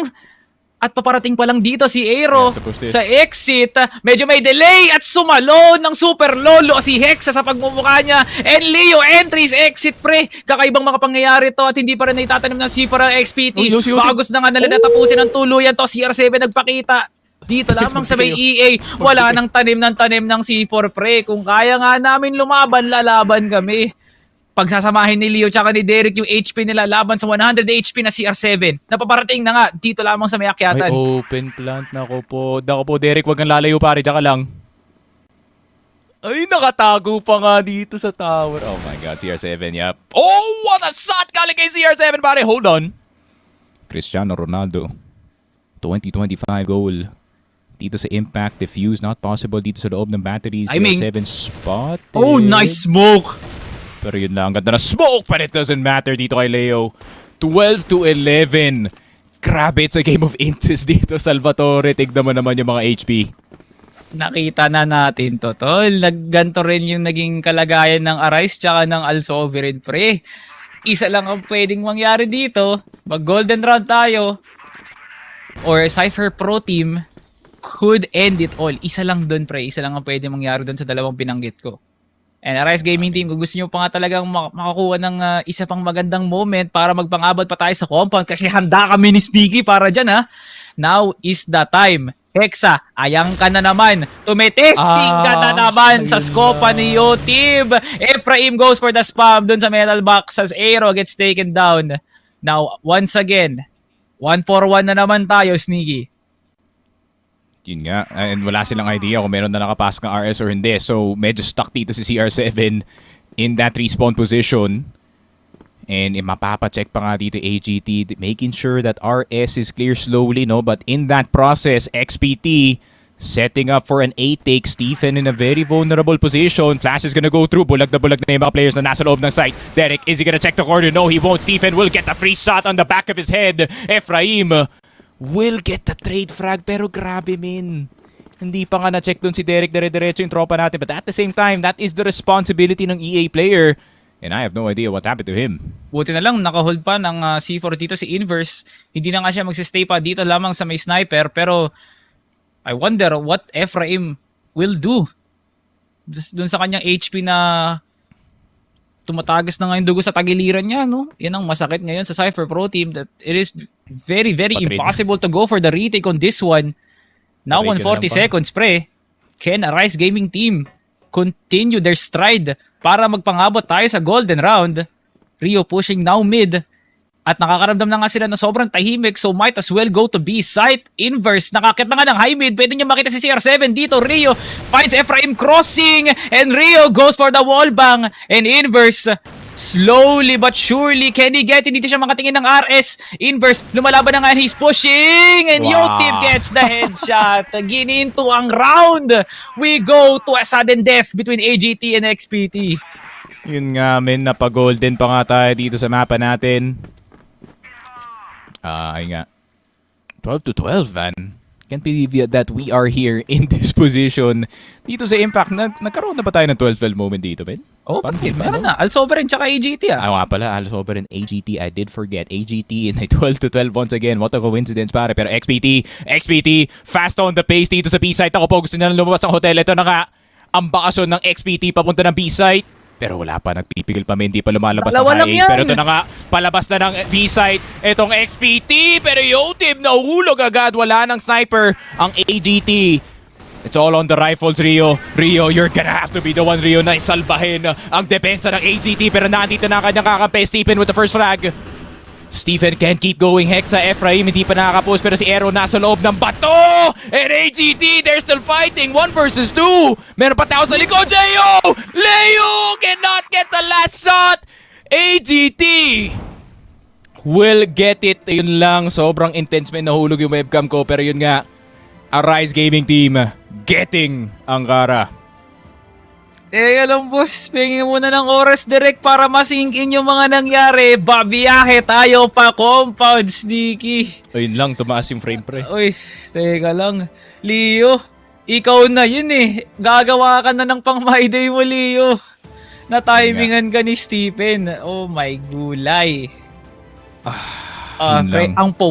gusto ko yung ganong klaseng ending. Pre, ang ganda ng ending na nangyari sa Ankara. Pre, maalala natin yun. Igakwento lahat natin yun sa mga apo natin. Oh my gulay. Grabe. Yeah, I mean, Jayu talaga. that is what we are looking for, no? Pagdating sa mga ganitong laruan. The 12-12s, 1 HP differential, pare. Game of literal centimeters dito, men, no? Dito sa dalawang teams. And you could see how close that was. Nandun na yung crosser ni Leo, men. Naandun na sa kalaban, pero ayun nga, seems like the other guy was faster. So, XPT losing itong Ankara in very heartbreaking fashion, pare, considering the comeback that they had to do para makabalik sa mapa na to. But then AGT, hey, ayun nga, finally man, another map score para sa kanila dito, pare, in the group stage. And look at that map score indeed, no, pre. Kasi hindi lang yun na map score na, 10-2, 10-3, pre. Pinaghirapan talaga ng Arise Gaming Team yan, no. Out of all the teams, Al Sovereign, pati Cipher Pro Team, yung kaya nga nilang dalhin sa overtime para sila talaga yung mamayagpag, no. And it was a surprising outcome kasi we were so confident na kaya nga nang kunin ni Leo yun. But Leo just had to whiff at the most important shot no, na kung saan siya na nga yung magbibigay panalo para sa Cipher Pro Team. Pero hindi pre, extra 10 rounds na naman tayo at hindi nga lang 10 rounds no, extra 20 plus rounds na naman tayo para sa compound na kung saan Arise Gaming Team, pamilyar na pamilyar. Diyan sila palagi nagpa-5v5 pre. Yun nga, I mean, it is also very familiar, no, para dito sa XPT. They have also picked yung map na to and have performed well dito sa compound. So yun nga, could be another 12-12 situation dito, pare. Overtime for this map number 3. I mean, compound, no, frequently pa naman nakikita natin na merong ding nagkakaroon ng galawan doon. Especially ngayon na so much stuff is being discovered para dito sa BL side ng compound na is slowly turning the tides ng mga sides. But then, ay nga no, after sa nakita ko dito sa AGT, despite the win man, ayun nga, there is still some doubts pagdating sa knowledge nila pagdating sa mapa na to. I really hope they know all the lineups kasi ayun nga, pag nakita ko na naman yung maybe another flash that they don't know, then ayun nga no, it's tragic na kung ganun nga yung mangyayari. Pero AGT at the end of the day, what a banger para sa atin dito, pare. Oh, definitely, no, pre. Banger na banger nga talaga yan, no. Tapos, dito pa lang sa kaliwa ko, pre, dito pa lang nila makikita kung ano yung magiging reaction ng sambayan ng Crossfire dun sa mga nangyari sa loob ng B-site, no, pre. Kung paano sinalba ni Stephen yung round na yon para sa AGT. Kasi, pre, tigil muna lahat, no. Parang pati ako, nawalan ako ng hininga. Ikaw, nabagsakan ka ng webcam. Paano pa kaya yung mga ibang nanonood? Marami na atang nabasag na pinggan dun sa loob na nangyari sa B-site, no, pre. Just taking that in para matapos yun. And not to mention, pang bato lang pala ng set 3 yung nangyari na yun, pre. Oh my God. Kung game 3 na yun, pre, siguro tawa na tayo ng tawa ngayon But, we will tell another story. Magkukwento pa nga tayo, mga kaibigan. Kasi may compound pa tayo na kailangan nga nating dayuhin. Kasi lumalaban, humihinga pa ang Arise Gaming Team. For sure. I mean, still well alive dito sa series natin. And grabe talaga yung back and forth, man. I mean, gusto ko talaga yung nangyari sa mapa na to. Pareho yung problema nila dito sa GR side, which is overextending for the 4v5. And dun nasa-set ng pace yung yung round natin, kung sino man makakuha ng unang 4v5 or kung 4v4 man lang, PL will have the slight advantage kasi considering yung numbers nga, site versus an entire push. Pero, ayun nga, it's a very interesting na series considering na I would actually say na every single player had their moments. Especially itong si Stephen, man. I think Stephen did a hell of a job dito sa Ankara especially. Definitely, pre. Silang dalawa ni Hexa, pre, naghihilaan kung sino makakuha ng unang kill sa round na yun, no? At lalong-lalo na kung sino yung maporma at malakas nga talaga umaure. Kasi you can definitely expect from them na sila mismo yung kukuha talaga ng headshot on the first round, the anchoring, the multi-kill, yung pagpo-full mag. Si Derek, pre, one of the most undersought players para dito sa XPT, was having moments from himself, no? Pero bilang lang yung mga rounds. Doon pa sa mga mahalagang aspeto, doon natin nakikita si Derek. But I feel like yung pag-e-entry nilang dalawa ni Leo was so crucial for that last round na naging 1v1 nga yun. So we have to give props for this stand-in, no? Kasi nga Cipher Pro Team, despite no na hindi nga man lang sila kompleto dito with a member out, you can still definitely feel na handa sila sa mga pangyayari dito lamang sa Ph Impact kasi it was that kind of a game na maaalala natin ng matagal. Sabi ko nga sa inyo, pre, handa kami ni Sneaky sa lahat ng mga mangyayari at handa kami bumiyahe para sa compound, no? As we now take a look sa set summary natin, si Inverse 1.54 positive KD mula sa kanya, pero lahat kami dito kay Yotiv, pre, 1.91 14 AP. Kamuntikan niya ng malamangan dito si Hexa, but a 14 AP bilang sniper, ay nako, yun ang masakit, yun ang malakas na player talaga. Yeah, that is pretty good statistics pare considering na nabuhay pa dito si Aero sa map number 2 which was very well needed dun sa port pare. They really needed him in that map number 1. Obviously, bumawi siya dito sa map 2. Maybe it's a lot more comfortable. In size of the map, a lot more space to work with. Shout out to Stephen as well who performed very well. Feeling ko Rio and CR7 were just plugging the holes para sa kanilang team. So they were doing all the hard stuff. So, ayun nga, still, props to Hexa, man. I mean, 21 AP, 70 H&K. Low-key, I would be mad na talo kami dito. Pero, ayun nga, meron pa naman tayong map team na lalaruin dito, men. Alam naman natin na Cipher Pro Team really likes to play around that map with a good set wins up against Al Sovereign, no? Doon lamang sa mapa na yun na kung saan nag-init talaga si Hexa at lalo na nga rin si Leo, no? Hopefully doon na nga natin makita talaga yung true potential ng Cipher Pro Team to close out this series. But Arise Gaming Team, habang may araw pa, nagiginhawaan pa rin talaga sila sa mga nangyayari dito as we see na when Aero is alive at si Steven tumatama yung mga shots niya, no, hindi na lang si Yotiv yung maaasahan natin dun sa mga dire situations na talagang may taning na yung Arise Gaming Team sa larong yun. But nope, it's a good thing na buhay dito yung mga miyembro and it's not just Yotiv that's doing all the work na kung saan siya nga ang ating magiging set MVP 1.9 KD para salbahin ang kanyang mga tropa dito, no? So with that collective effort mula sa Arise Gaming Team, no, pre, kaya nga ba nilang tapusin sa loob ng compound? Yun pa rin yung usapan na mapapasabi ka ng question mark sa ulo mo, pre.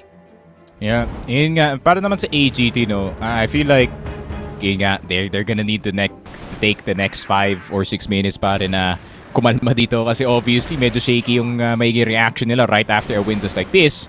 So, obviously, someone has to point out yung obvious, no? Salvatore para sa kanila dito na job is not finished. Of course, meron pa tayong map number 3. Guys, we had a very good win dito sa map 2 pero kaya pa natin tapusin yung series? That is the question ngayon para dito sa AGT. Obviously, no, AGT hindi lang sa mapa ang kanilang struggle, no, sa pagdating dito ng closeout pero pagdating rin sa mga series natin. So, let's see if they can keep up that exact same performance no, para dito sa map number 3. Maybe even a slightly better na performance galing kay CR7 at kay Rio dito, pare.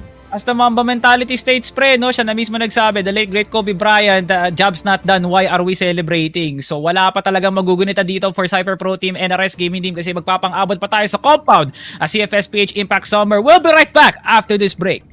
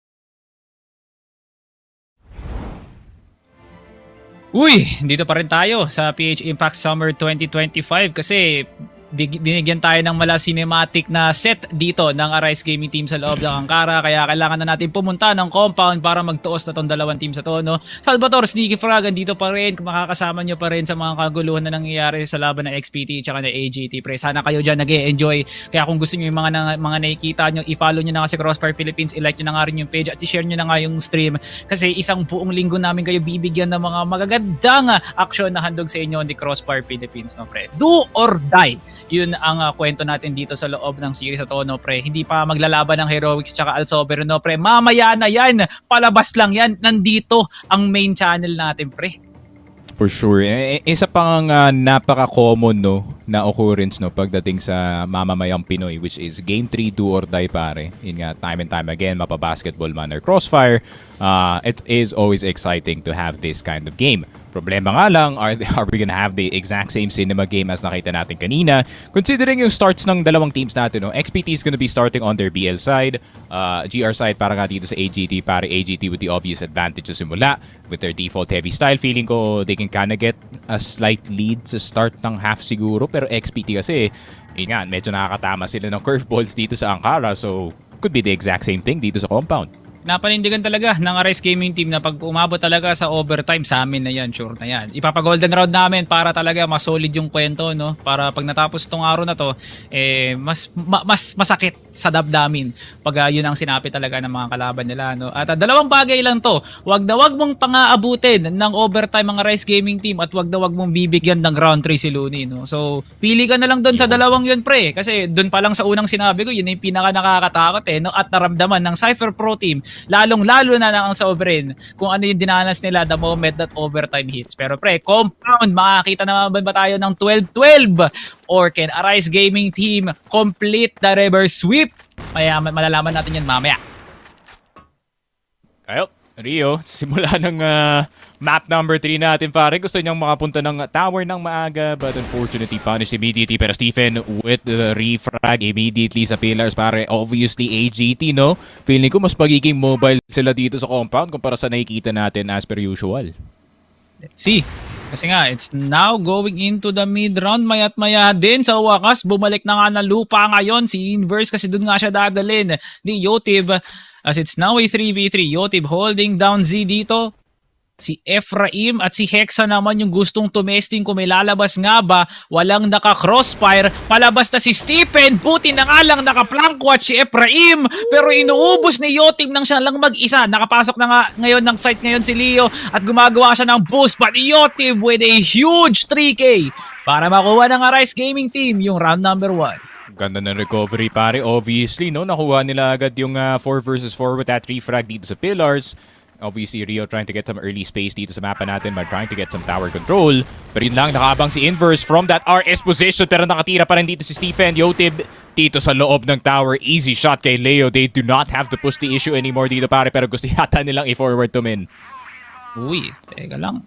Kalmahin muna nila panandalian dito, no? Kasi si Aero, tetesting na nga ngayon sa may CB, Ephraim. Hindi nga makuha yung mga kills dito, but buti na nga lang matatrade niya. Yung kakampi niya, Hexa gets taken down, but Aero will be following him. Stephen and Rio, pinupush na nga yung MS dito. Kailangan nila mag-ingat kay Ephraim kasi tumatawa yung mga bala niya. Oh, Ephraim! Winan 80 kayo ni Idol! Holy! XPT! Crossfire rock ka talaga, Leo! Sabihin ko sa teammates ko, nice try, pero isa-side-eye ko dun si CR7, pare, for sure.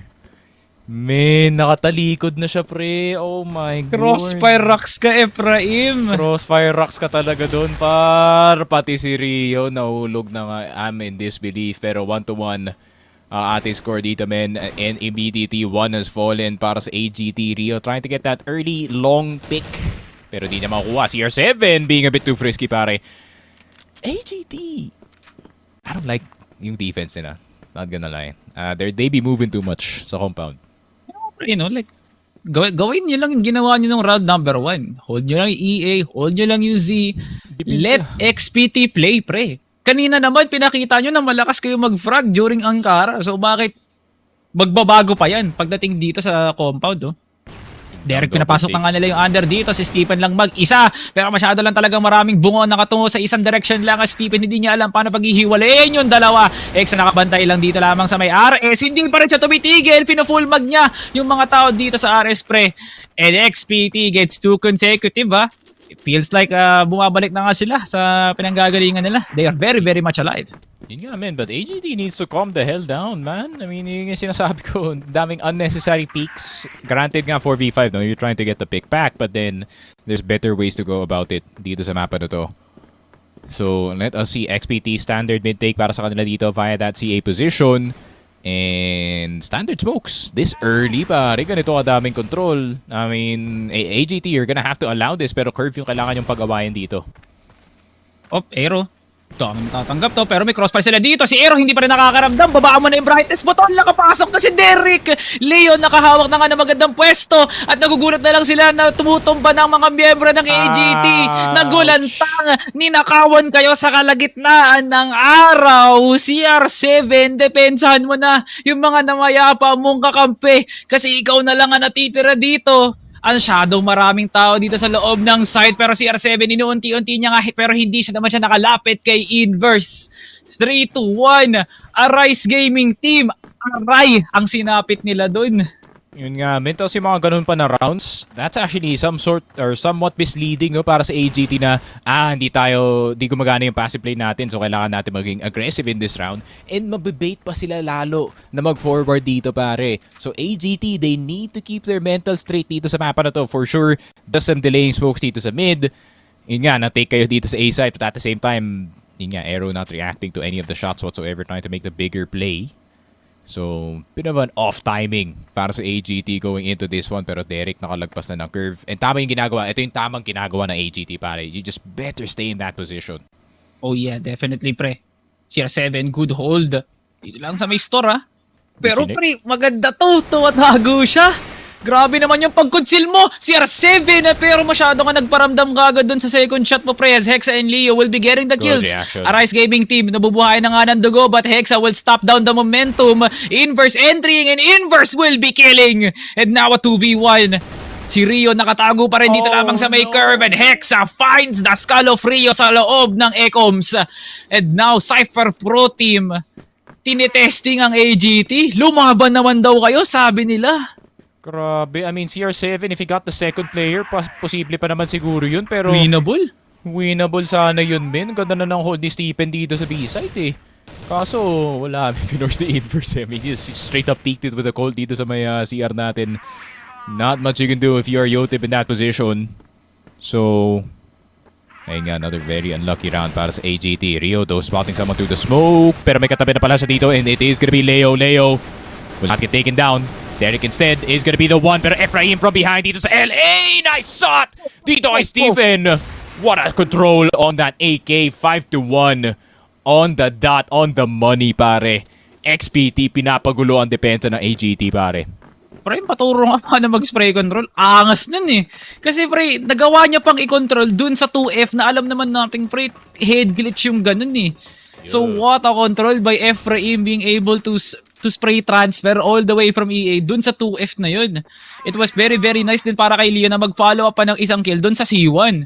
So XPT, hindi ko na alam kung ano yung hindi gumagana sa kanila pre no kasi everything is a well-oiled machine tsaka orchestrated lahat ng ginagawa nila no. Stack dito lamang sa may Stormy, tanggal bulag muna panandalian at paulan nades na nga sa loob ng batteries. Fake lang pala yun sabi ng XPT, mamba out sila bigla Yun nga, napafocus bigla dito yung AGT on that B position.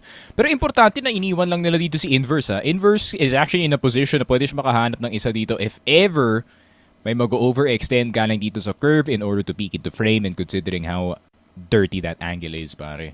To try and clear, it's gonna be a very, very tough one. Pero XPT, gusto yung ginagawa nila dito.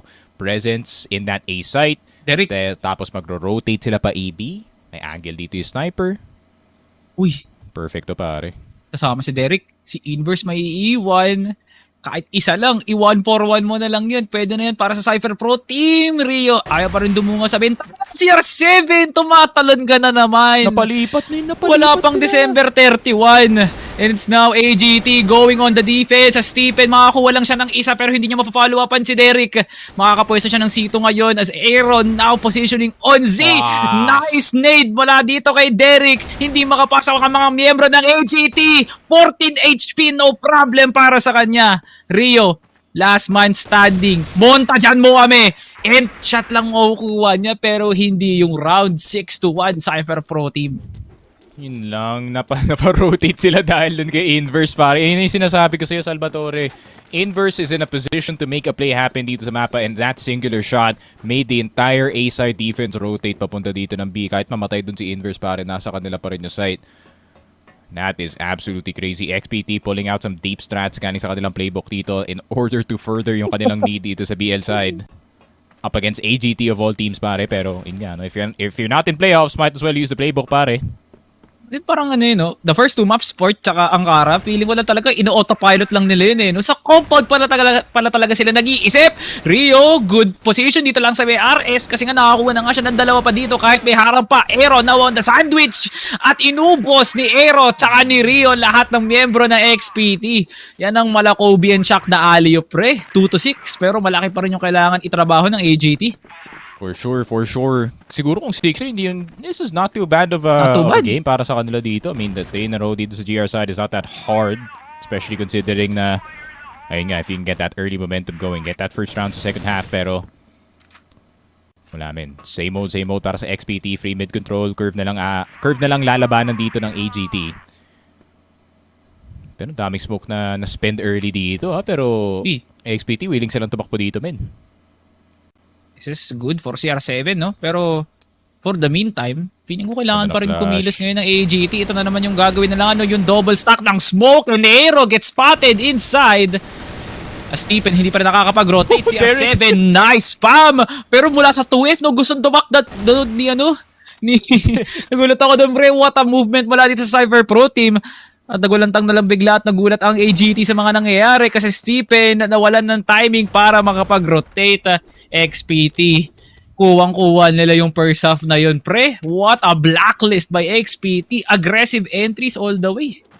Grabe, Derek just sent it. Sumabit pa nga siya dun sa C1 eh. Kaya namatay siya dun actually. Kaya 7-2. Could have been 6-3 if yung coach ng AGT did his job.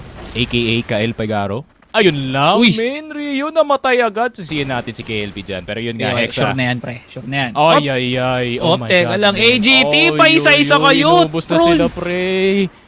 Kael, tulungan mo naman team mo, par. Pero yun lang, nakadalawa pa si Yotib.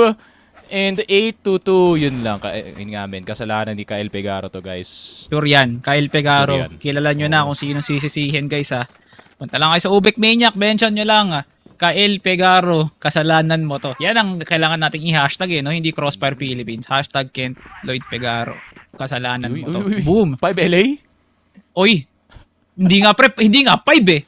Parang 7 nga sila dito. Make it 8. Wow! Nagpaulan ng ngayon si CR7 at si Stephen makakuha ng magandang follow-up. Cipher Pro Team.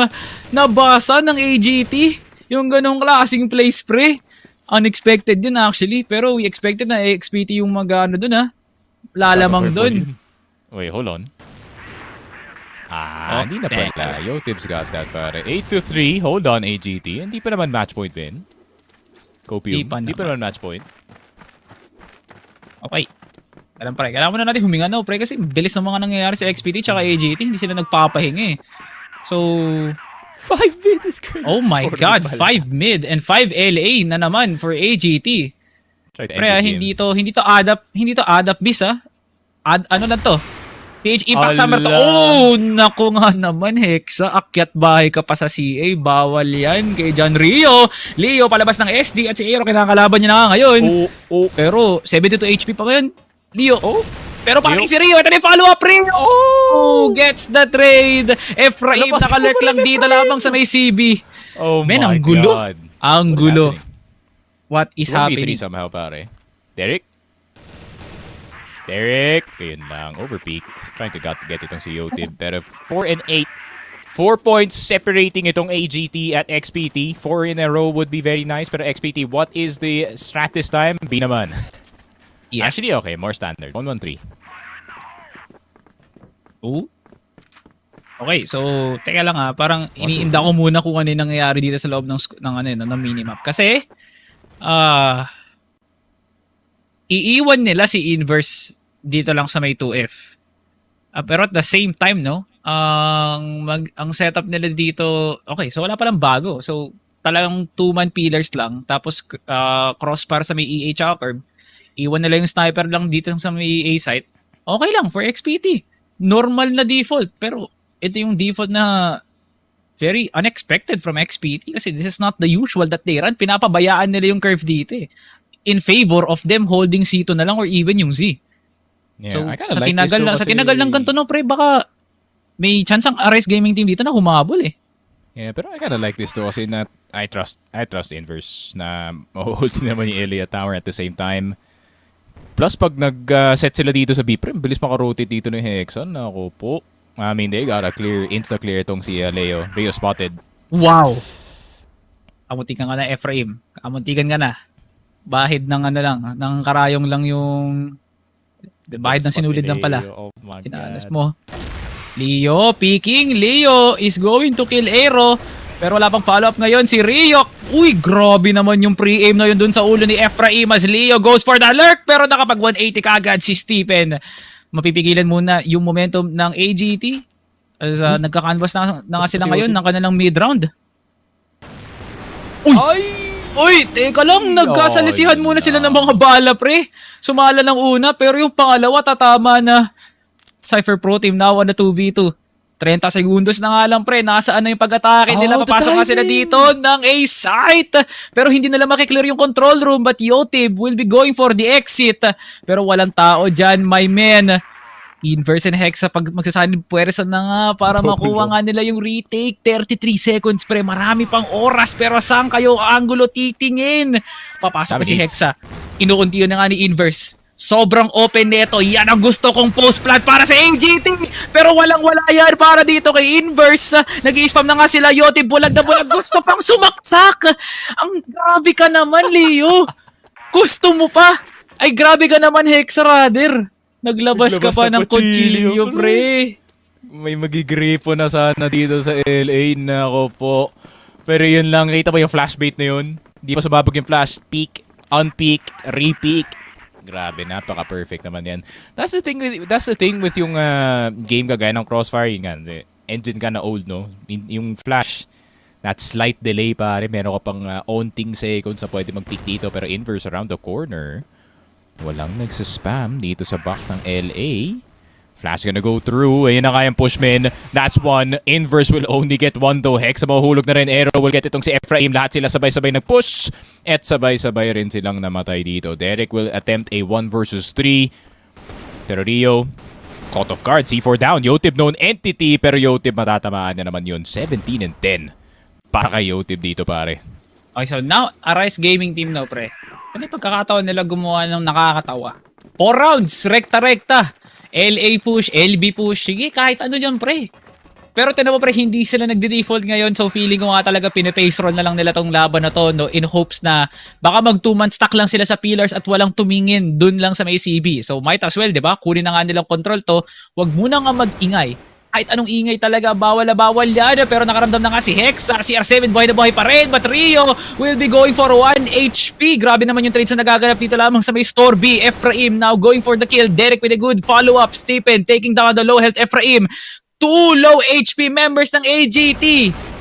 And now Derek makes it look so easy. The stand-in finishes it para sa compound. XPT 2-1. AGT still the exact same curse para sa kanila dito pare. It's that map 3 closeout talaga na hindi talaga nila magawa. And ayun nga, unfortunate. Pero para naman sa XPT, no? Main first half being theirs. Ganda ng kanilang BL. Good showing despite the score. And ayun nga, no? Pagdating dito sa kanilang GR side, I feel like they just kind of played it out. Yun nga, nagtatapon pa nga sila ng curveball dito pare. Pero nung nag-hold na sila, medyo, yun nga, AGT just crumbled pare.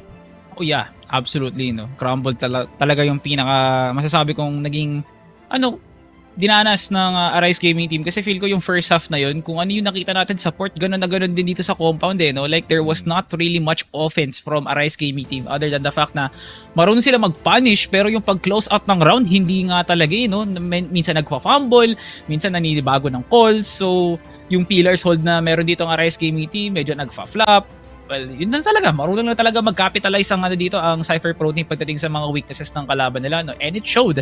Derek definitely held his own. No? Maganda yung pinakita na XPT. Pero as it still stands, no? We will be seeing XPT in the next season kung kakayanin nga nila mag-qualify for Arise Gaming Team. Ganun din naman para sa inyo. Sana makita pa namin kayo na matagal dito sa Crossfire Pre. Kasi yung team na yan, habang nandyan si Rio, may star potential yan.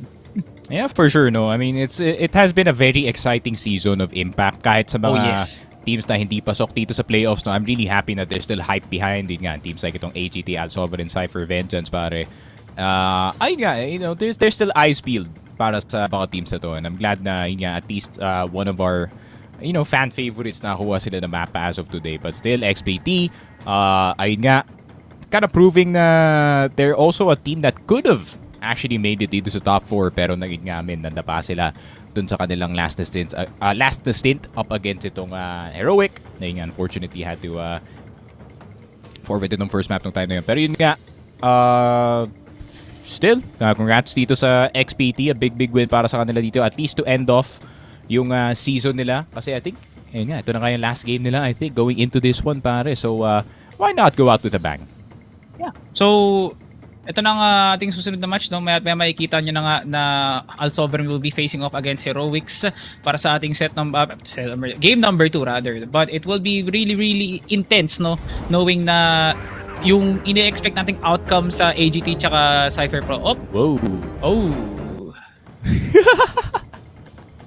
Holy shotgun.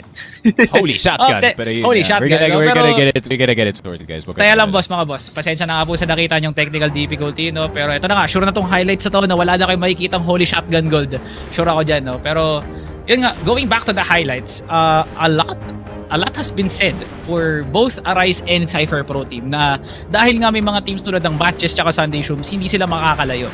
But we have to give flowers talaga for both XPT and Arise Gaming Team, no? Individually, players like Inverse, Leo, Rio, A42, Stephen, CR7, si Hexa, lahat ng mga binanggit ko, no, pre, deserves of a shot eventually sa isang title known as champion.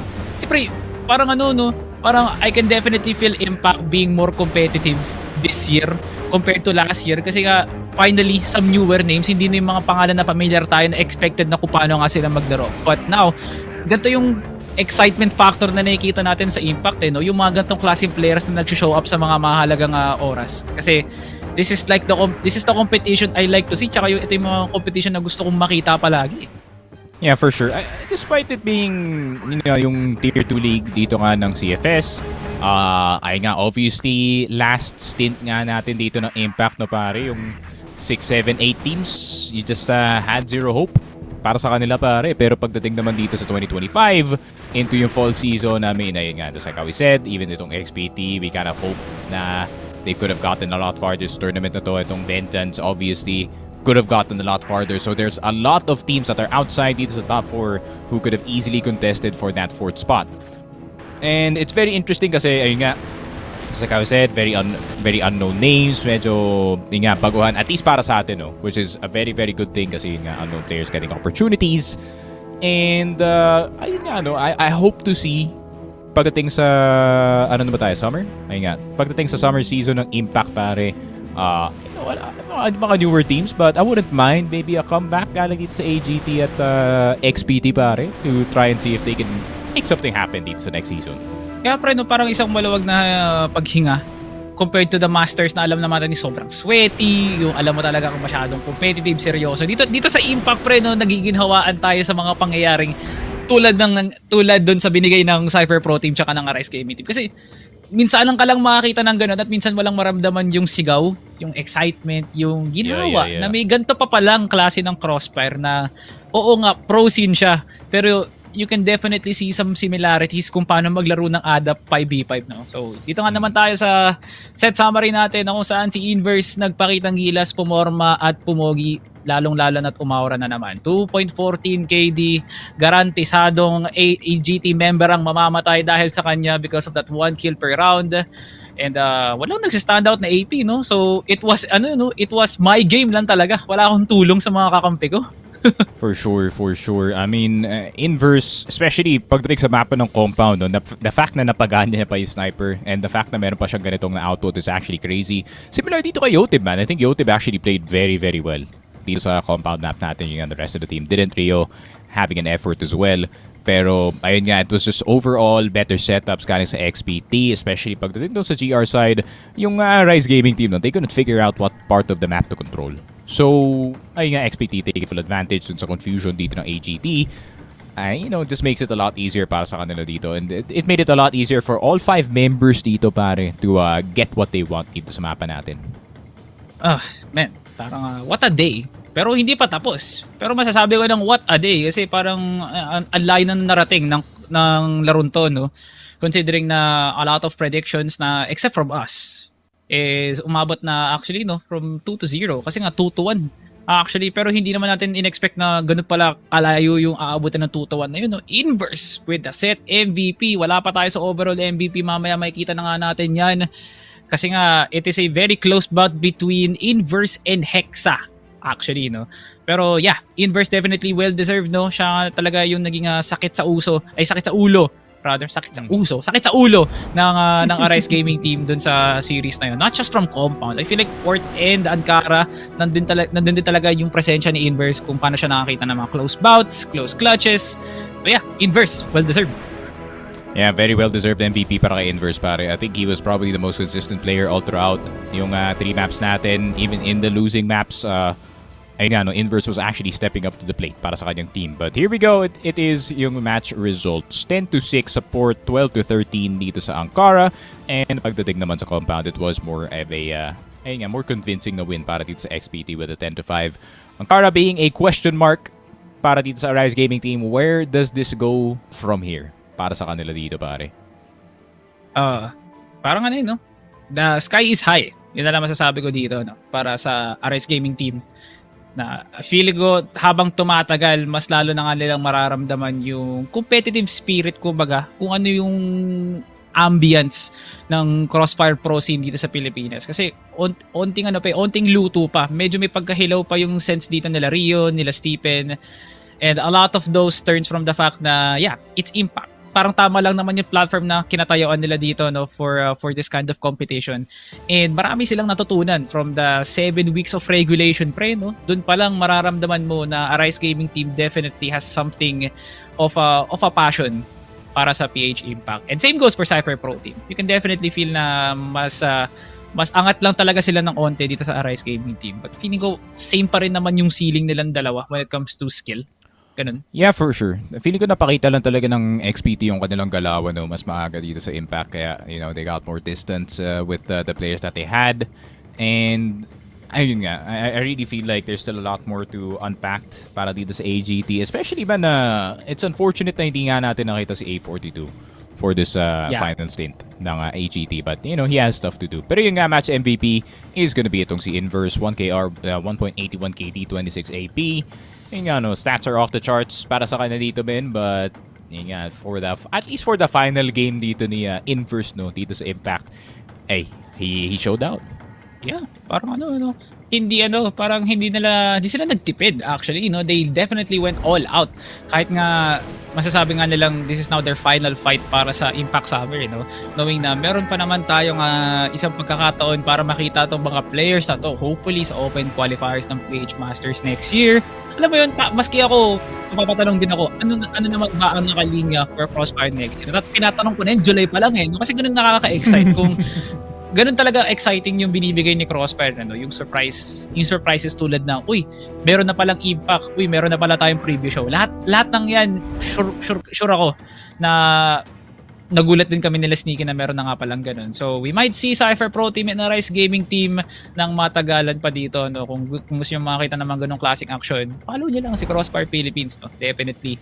What a show. What a show so far para sa ating PH Impact, no pre. Patuloy ang mga action pero hindi pa rin nagtatapos ang araw kasi meron pa tayong Heroics versus Al Sovereign para sa ating game number 2. And Sneaky Prag, grabe nga naman talaga makikita natin ang ating idol. Pipiga na naman ng gas sa kanyang Mio 125. Dexter Cuevas in action. And this is Cfs Ph Impact 2025 Summer. Ako nga pala si Salvatore, siya nga pala si Sneaky Prag. Mamamahinga muna kami ng panandalian.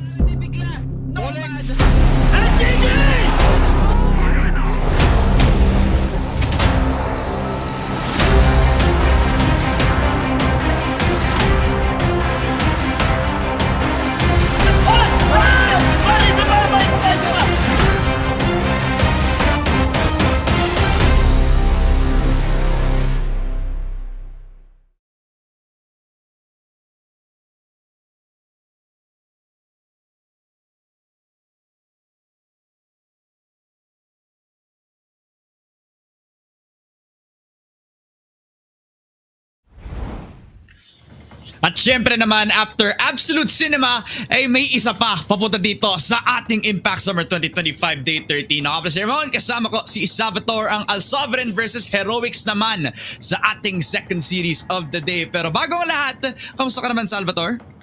Okay na okay lang pre, worth it talaga na umabot pa kami sa set 3 kasi yun naman talaga dapat ang mangyari sa laban ng XPT tsaka ng Arise. No? Parang as an exit, bigyan mo nyo naman kami ng magandang laban. Not an expected 2-0 for both teams. Pero pre what a storybook ending for both XPT and Arise na to showcase what it's like to play highest level of Crossfire Impact dito lang sa Ph Impact Summer, no pre. So hopefully no, bigyan pa tayo ng isa pang magandang kwento between Heroics tsaka Al Sovereign kasi ito yung Al Sovereign na ilang beses na natin sinasabi, may pagkakataon silang gumawa ng nakakatawa, talunin si ganito, talunin si ganyan. Ito na yung huling pagkakataon nila pre sa laban sa Heroics. Never the team that will say na talaga nga namang they're gonna be a playoffs team. Siguro nung simula, pwede kasi they've shown lots of potential kahit outside of Impact Summer Pero now kasi it's not the time for potential anymore pare. Ngayon parang end on a strong note, pwede na yun. Pasok sa Impact Fall na mas maayos yung magiging record siguro. High hopes for that. Pero right now yung focus nila is mapanalo yung game nila against Heroics, which is again one of the top teams that we have dito sa Impact Summer, which also is gonna be a big wall coming into this pare. I definitely can agree on you that one, no? Kasi nga Heroics has been the team na feeling ko nga naman no noong una katapat lang nila yung Rhea 7 when it comes to battling it out, no. Now ang nagiging kalaban na nga nila is either matches or even Sunday shrooms when it comes to being playoff ready. So being able to face off against Al Sovereign, eto regular na araw lang to. Regular na Miyerkules lang to para sa Heroics. Etong Al Sovereign na to, nangangarap kumakatok sa bakal, kumakatok sa kahoy, sa kung naman pwedeng katukin pre, makuha lang naman namin yung isa naming panalo. Yun ang inaasam ngayon ng Al Sovereign, no? So, yeah. Heroics, I feel like this is a team na inaantay na lang talaga na umabot ng playoffs, no? So, binigyan pa sila ng dito with Al Sovereign. Yeah, and I definitely agree that this is gonna be one heck of a banger of a game nga naman. And no, so pasok tayo sa ating map dito in just a short while. I'm expecting either sub-base or compound to be played in this map right now. Compound 1, Black Widow will be the first. So Heroics have had a lot of reps on that map, considering with a lot of the top teams that they played. I think they played this up against a Matches game and one of their games as well recently. So they have reps on that map. At Nicole also has shown a lot of experience when it comes to gelling with the team as well. Zolek also very, very flexible on this role, will make Black Widow one heck of a map to watch out for them. Whereas Al Sovereign, I don't think they have to wait for compound pare, dapat do or die na, first map pa lang. Ramdam mo sa Al Sovereign yung ngiti sa magkabilang tenga talaga. Yes, naban namin yung Ankara. No? So yun na lang talaga yung masasabi nating okay na ban for this kind of map dito. Kasi the first 3 maps, very, very expected. Heroics don't really want that complication dito sa map dito natin na they just really want a quick exit out of this fight.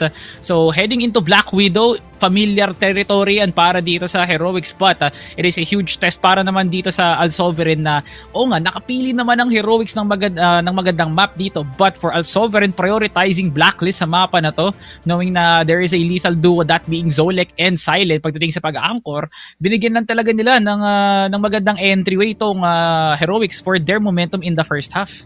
Yeah, and honestly, it's not me saying that there's something going on with Al Sovereign, pero kung napapansin mo from the past recent weeks, they've been more heavily reliant on a lot of aggressive duels, most often either against Matches or either against one of the top teams dito. What's to say na hindi nila gagawin to against Heroics, which is not always a bad thing, pero we notify na meron tayong sub-in situation nga. Friends, after weeks of him being gone, he's back in the lineup pare. If you remember the days of full, this guy was one heck of a sniper up against the top teams. So how much of a benefit will it be para kay Al Sovereign na nakabalik na si Idol? Okay, pre. The chemistry will be there. Yung connection niya with Lex Pro will be definitely felt now in this kind of series na malaki para sa Al Sovereign. But I don't think it will be enough for them to fill the gap that was left during ME stint. Kasi nga, ME definitely showed na may kaya pa siyang i-frag out no? So, now with France being brought back, feeling ko mangangapa na naman tong mga kakampi niya, to know na sana naman kami pupwesto, what kind of play are we going to throw, are we going to use all the reliable, parang ang daming bagay na masasabi nga natin na medyo masakit knowing na may mga team substitutes, pero hopefully France can hold his own up against Ate Nicole. Hopefully, pare. I mean, a lot of things riding on this para sa pareho nating teams as we're heading on into our predictions right now para sa Sovereign versus Heroics. Medyo madali nga, medyo mahirap nga to i-predict on our part no? Pero for me, I think 2-0 Heroics. Hindi ko masabing no-brainer. Yung Al Sovereign with France in will be a firepower boost, pero it's not gonna be enough against Heroics with the force that they have so far. No? Ikaw ba, Salvatore? Mas din ako dyan. 2-0 din ako para sa Heroics dito. No? So, mas nananaig talaga yung lakas, macro, at yung overall showmanship ng Heroics dito sa series na to. No? Kahit nga bumalik pa si Franz sa roster, no? Yung lakas na meron si X3D sa hinliliit niya, meron pa rin talagang ganong lethality ang Heroics. No? So, I feel like the snipers will definitely bring the best possible entertainment sa series na to, no? Franz, Lexpra, X3D, si Ate Nico, lahat ng yan nakatungko tayo sa mga mata nila, pre, no? Kasi, pero with all of that combined, pag kahit sabihin kong sniper pa rin yung mga titignan natin, it's still on the direction of Heroics talaga eh. Kaya nga pare.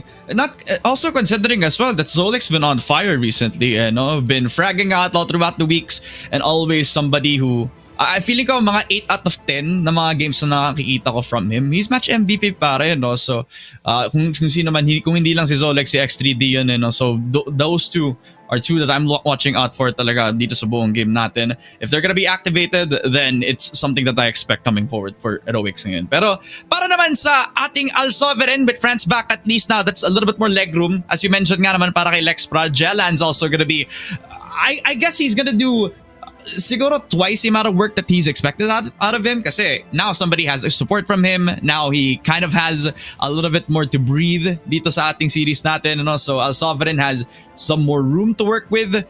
Pero again, ang dami na kailangan i-adjust ulit kasi pag panibagong sistema na naman laban sa isa mga top teams natin as we're heading on into that Black Widow map. Al Sovereign gonna start on BL as Heroics can have a double push all the way towards LA. Teka lang. Ang magkatuwang sa buhay, pinupush na nga ngayon yung LA, pero tutumba ngayon si Ate Nicole. Good trade by Silent. That's just 1 for 1 so far, pero you can definitely feel na Heroics already taking a high ground dito lamang sa may Terran France with a quick switch dun lamang kay Zolek. And so far, lamang na ngayon ang Sovereign. Okay, welcome back para kay France na ngayon ay nakapag-entry with his cult out and definitely not gonna be in a prime spot kay X3D as well as Raya and Jalan. They sweep away the round with Jezreel and X3D surprised by the lurk attempt by Heroic but Al Sovereign able to get the first round pa rin. Nakakatakot pa rin yung pangalan na Jezreel. Nakasama ko sa FFA yan. Grabe nga naman kung bumarili yan, pre. No? So, medyo nakakatrauma lang. Joke lang. X3D! Pumik ng cut, pre, ha? Grabe nga naman yun. Walang nag-hold ng mid, pre. Bigla na nakapwesto kagad, no? So, walang challenge sa stage. So, that means a green light para sa Heroics na mag-push na lang ng mid, no? Yeah, man. This is what Heroics feels like kapag naman confidence over to the peak. Di na-expect yung peak-on towards from that mid position. Jelan, he's waiting in perfect arms para dito kay Jezreel as X3D is also gonna get the trade as well. C4 down na, papunta dun sa may LA. I think the drop ngayon ni Franz para lang ma-pick up ni Jelan para pag-reposition sila all over towards that LA position. Daming players ng Heroics sa may mid no? Parang expecting that somebody's just gonna lurk around that mid side. At tingnan mo si X3D as well no? Kapag bumalik sila ng RS mamatay sila. That's why Al Sovereign's just gonna play together na lang habang may double flank na nangyayari. Silence gonna take first contact. Zolek down. Min nga lang, Silence gonna be able to get the trade off. 1v3 now for the welcome back guy na si France nga naman with that AWM. Picks up that cult at respects the peek out from Silent but X3D is gonna hit the shot and it's a 1-1 para sa Heroics. Okay, good recovery para sa Heroics but tama lang naman yung tinimpla doon ng Al Sovereign when it comes to pushing down the angles here. So, feeling ko LA pa rin yung magiging atake ng Al Sovereign at wala pa rin bago dito, no? So, they really want to challenge us very early on and good pick by Zolek.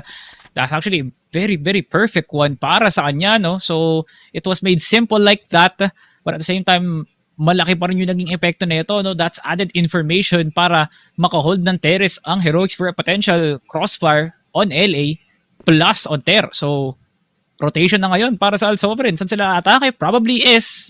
But, lahat ng yun, it's still a spot na pwede rin counterin ng Al Sovereign. Medyo nakakatawa no? What was supposed to be an adaptation laban kay Franz si Lexfra yung naapektuhan. And yung Sovereign, just because of that, they adapted into this as well. Short push being taken by Sun, and that's where Ate Nicole is also just trying to hold down short natin all the way from under. Kitang-kita from the cracks as well. So, may info at medyo safe pa nga yung magiging underplay natin si Ate Nicole. So, Sovereign slowly peeking on towards that mid side. LA setup as well for Sun and Raya. They have to expect na si Silent dito sa Ter at mukhang na-expect pa nga nila, pero si Zolek hindi na-expect. He even gets a double kill despite Silent falling down. This is gonna be numbers advantage para sa Heroics, and that's Ate Nicole already getting himself the claim dito kay Franz. So 1v3 na para kay Jelan, running all the way towards Ate Nicole and even gets a double kill. Nicole and Heroics picking up the 2 rounds that they need para dito sa series natin. Laki ng bawi, no, actually. Kasi nababasa na ngayon ng Heroics yung movement ng mapad ng Al Sovereign, no. Oh, what a challenge by Silent! Pero makukuha niya yung pwesto doon sa stage. Ang gandang trade pa rin nun, doon lang sa may SS pre. I will take that. Heroics, okay na yun. Pero X3D, buhay niya naman yung kapalit doon. Walang nangyari, pre. Duel lang talaga yun eh. For Franz's life, tapos yung mid-control na meron sila, si Franz, the caliber that he is, syempre okay na yun, pare. Nga nakapag-mid-control eh, oh. Kaya nga eh, no? Talagang natakot na tuloy yung Al-Sovereign. Si Raya at si Son, di niya contest ito, pero sige, tatry na nga din natin eh, no? Nandito na nga tayo. Silence gonna go down. That's the mid-control gone for Heroics. Jestrill's also gonna let them take yung control dito sa may short, as LA is also gonna be a priority for Al-Sovereign with the split push already coming through against Heroics. Oddly, Silent, hindi niya na kinuha yung BS doon para ma-setup na lang yung crossfire sa LA. Talagang tinesting niya kung may lalabas doon sa may barko para ilaban niya. Pero hindi naman 2 beses tumatama yung mga kidlat eh, no? At kakala ata nila magagawa nila yung ginawa ni Silent, no? But apparently it's just a one-off thing para sa Heroics. 1 down, 2 down para kay Zolek. Pero 2 pa yung pumupush dito lamang sa may slide. At hindi yun magagampanan ni Zolek. 2-4-2. Tie game tayo para sa Al Sovereign. You can definitely feel na umaangat na nga yung presensya nila sa mga duets. Oo nga eh. Just clear-cut communication and good timing din sa pag-push nila from that LA spot. Definitely see it. Zolek is still on a high note, pero yun nga lang, Jelan able to counter him yet again. Second time na meron silang priority on LA. Where Heroics now relying upon that mid-push happening so far as Lexpress even killing off tong si Jestriel. Catwalk down, Nicole with another one, a 2-for-1. Pero si Silent, alam niya na batay na si Ate Nicole, kaya siya na lang yung magbibig, siya na lang yung lalapit. 3 kills for Silent. But Al Sovereign still have themselves the kills so far. At si Nicole na din na lang ang mapapatay kay Franz. Another round for Al Sovereign. That's 2 in a row para sa kanila. Walang visa din yung effort ni Silent eh. No, okay na eh. I saw the vision pre. Parang lumabang na talaga yung gameplay ni Silent doon. But France was just in the right place para lasunin talaga yung roster ng Heroics doon. Parang lahat sila yumanig at lahat naramdaman na may hindi tama dito sa mga pinupush namin. No? Especially dito, wala kay Silent now, Nicole holding down the side pero hindi tumatama yung mga M4 shots. Buti na nga lang may secondary na hawak dito si Ate Nicole. France now on guard duty as Al Sovereign now goes for the retreat pero hindi si Lexpra. Kukuha pa siya ng isa bago siya mag-fade away. Eto na si Dex, pumiga ng gas at kinukuha yung control dito sa may Ter. Sandwich na ngayon ng Al Sovereign. Saan na kayo pupunta mga boss? I think yung smoke na nilagay sa mukha ni Ate Nicole on the way towards A site is from Al Sovereign. And she used that para makapag-push siya. Nagulat na lang yung pagpasok nitong si Lexpro, if I believe so myself eh. Hirap na pagpasok. At ang ganda din ng timing to ni X3D. Mukhang ipit na si Franz at saka si Jelan. No, ni pinakaya nag-swap na ng weaponry. Ang pareho nating players on Al Sovereign. So, paano na kaya ito yung lalaroin eh, no? Patayin siguro si X3D with a double peak. Kaso, mukhang ready si Franz to try to get that 1-for-1. 1 minute on the clock. Si Zolek yung pinakaunang contact at yun na, mapapatay lang din siya. Nico with the trade. 1v2 na for Jelan. AWM, pero yun nga lang, X3D is just gonna shut him down with 1 bullet to the cold. 3-3 na para si Heroics. Nakatago sa Ter eh, no? Parang akala niya ata, okay na ba? Pwede na ba lumabas? Safe na ba? Nakatago siya doon, pre, knowing na it is very, very dangerous kasi lahat naman doon lang nakatingin sa direction papuntang terrace. So, Silent, eto na naman siya, palabas ng BS. Hindi ko lang sure kung ito yung tamang play kasi hidden pa rin dun sa may SS. Oh my God, X3D! Good follow-up! And Silent goes for the entry. Wala nang pinapalampas ang Heroics pa sa pagkuha ng mid-control. Son will be getting one pero si Ate Nicole, can he get the follow-up? Can she get the follow-up? No! Son will be getting a huge double. Pero sa kabilang banda ng mapa, inuubos na nga ni X3D yung mga kaluluwa. But Son is still fighting, pre. 28 HP up against Jezreel. Literal na 1 HP na nga lang siya. Jezreel will now be pushing. Advantage para kay Jezreel, no? I-hold niya na nga lang yung angle at hindi niya nga kailangan mag-aggro pick dito. Son will be not be getting that win. So, Heroics, 4-3. Ang dikit ng laban na to. Medyo nilagay niya yung sarili niya sa isang napaka-uncomfortable position kasi once na pumunta siya dun sa short, may threat siya from that under position. Kung babalik nga siya dun sa may ES, mapupushan lang siya ni Jezreel na malapit lang dun sa may mid doors. No? So every option na meron siya, maiipit lang at maiipit lang ulit yung last player natin. So definitely not a strong showing for him so far as X3D is gonna start things strong para sa Heroics. One shot kay France na naman. That's a sniper down. At ang Sovereign, tamang balik lamang sa magiging default position sila dito. They leave tong si Lexpra to try to lurk around that LA habang yung ibang Heroics ay tamang hantay lamang sa pag-push ng Sovereign.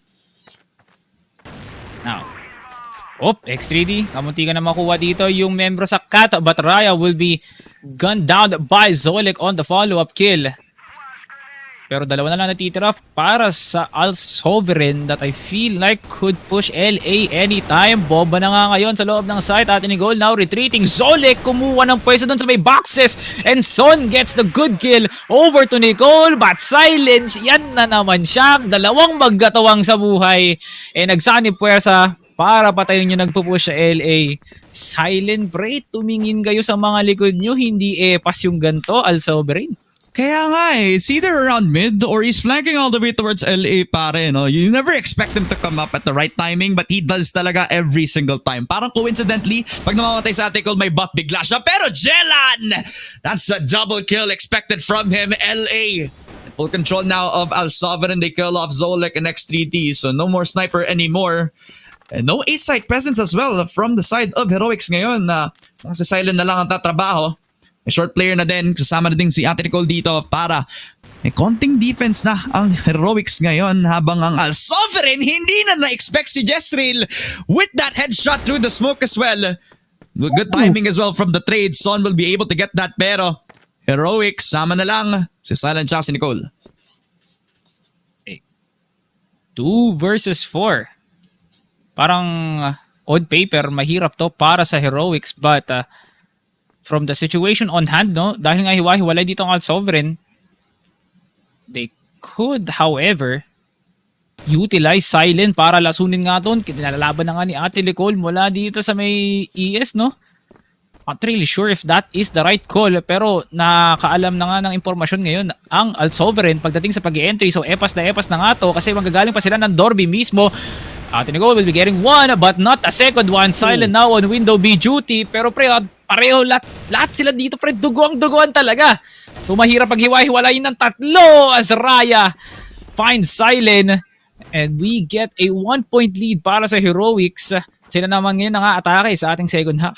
Sobrang linis ni Jelan pare. Talagang full expectant of the LA push na ginagawa nga nanina pa ng Heroics to start off strong para sa kanila. Tapos yung rotate all the way back towards B. Really good timing from them though as France will get that 1-for-1. X3D gets the trade.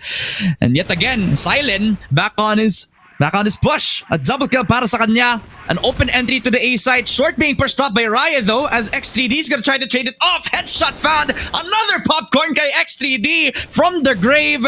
A Sovereign will have to retake this pagkatapos ng plant ng Heroics. Okay. Lexpra, nakatanggap ng maraming bala talaga sa katawan no? Pero humihinga pa. So the retake is still there para sa Al-Sovereign. Natakbo ang oras pero itong dalawang to gumagapang lang. Nire-respeto nga nila yung pwesto dito ni Silent pati nga ni Ate Nicole. And Nicole nagparamdam sa presensya dito ni Jalan and Lex. Oh, what a lurk by Lexpra. Caught lacking si Silent. Easy defuse para sa kanya. What a timing. And what a flick one tap galing dito kay Lexpra.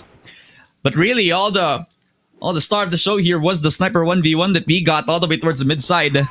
X3D able to bounce back into a bullet papunta dito kay Franz. Pero at the end of the day, Sovereign really had a really good shot all the way back towards that LA push. Split push back towards the short side yet again. And now Sovereign very aggressively pushing in towards Jezreel. First blood found. And you also see that there's so much priority dun sa may mid side. To see if they can get another lacking. Yun nga lang, Jelan getting another one. It's looking really good para sa Sovereign as this mid push really does work wonders para sa kanila. Okay, 2 down para sa Heroics and Sovereign could put themselves on high note. Basta i-hold na nga lang nila yung mga angles dito. Jelan, aggressive push. Kasama niya naman dito si Son. Franz parating na nga sa laban. And that's another kill for Sovereign. Nicole! Hindi niya makukuha talaga yung mga magagandang pwesto dito. No? Talagang nakukorner lahat ng mga miyembro ng Heroics towards a bad spot. As Sovereign closing some good rounds laban sa Heroics na makikita nga natin every duel is a winnable one para sa AL. X3D could pick off para kay Lexpra pero patuloy pa rin ang push ng Heroics dito lamang sa may BS. Zolek not stopping, full magging everybody pero isa lang yung makukuha niya doon. Ate Nicole makes her way towards BS at makakarating na nga siya ng site. Now a 3v2, Son and Franz once again on a familiar spot at familiar scenario. Hindi niya makuha si X3D pero makakapag-readjust siya kay Zolek and Son with a huge lurk once more plus a triple. Dalawa na ang kalamangan ng AL. The LA push from Son, already expecting that Heroics were either gonna build on a split push or yung pag-push nila from short. At yung pangalawang option nila talaga nga namang nag-profit si Son. Right place, right time, but not on this round pare. Na-expect ni Jezreel yung push niya at ang daming players ng Sovereign na nag-push papunta kay Silent. Yun nga lang, si Ryan mapapatay lamang si Franz. Na-try na i-double pick to pero Silent's gonna kill him off. It's a 4v2. Si Jelan lang yung mapag-stop sa push ng Heroics. Yun nga lang si Ate Nicole. The entry is real and the headshot was found. It's a 6th round para sa Heroics. So yeah, definitely some revival here from Heroics. Pero malaki yung kinubra ng Sovereign na pagdating sa momentum tsaka sa mga pick-ups. Ryan nakapag-parkour na nga. Baka nagmamatsyag sila dito ni Lexpra na kunin nga yung control. Jezreel now on water with a high-low with Zolek. Inuunti-unti lang nila yung Storby dito kasi there is a good amount of crowd control para sa para dito sa Sovereign. Dami nilang pambigil, They have flashes. Oh, Jezreel! Wow! Bumato ng barya sa langit at tumama dun sa ulo ni Jelan. Silent gets oh my goodness, pero dami nangyayari dito, Silent gets a huge double. Franz kill on his sniper counterpart at kailangan na maglaro ng Sovereign ngayon ng retake on his 4v2. Franz hindi pa rin makalakap ng angulo dito pero pababa na nga siya ng window. At doon din na pala siya pupunta pre sa baba ng lupa 6 feet under via silence push. Heroic 7-7. All of them Hail Mary shots. It's either they're on the edges of the smoke or mismo nasa smoke yung kalaban niya pare.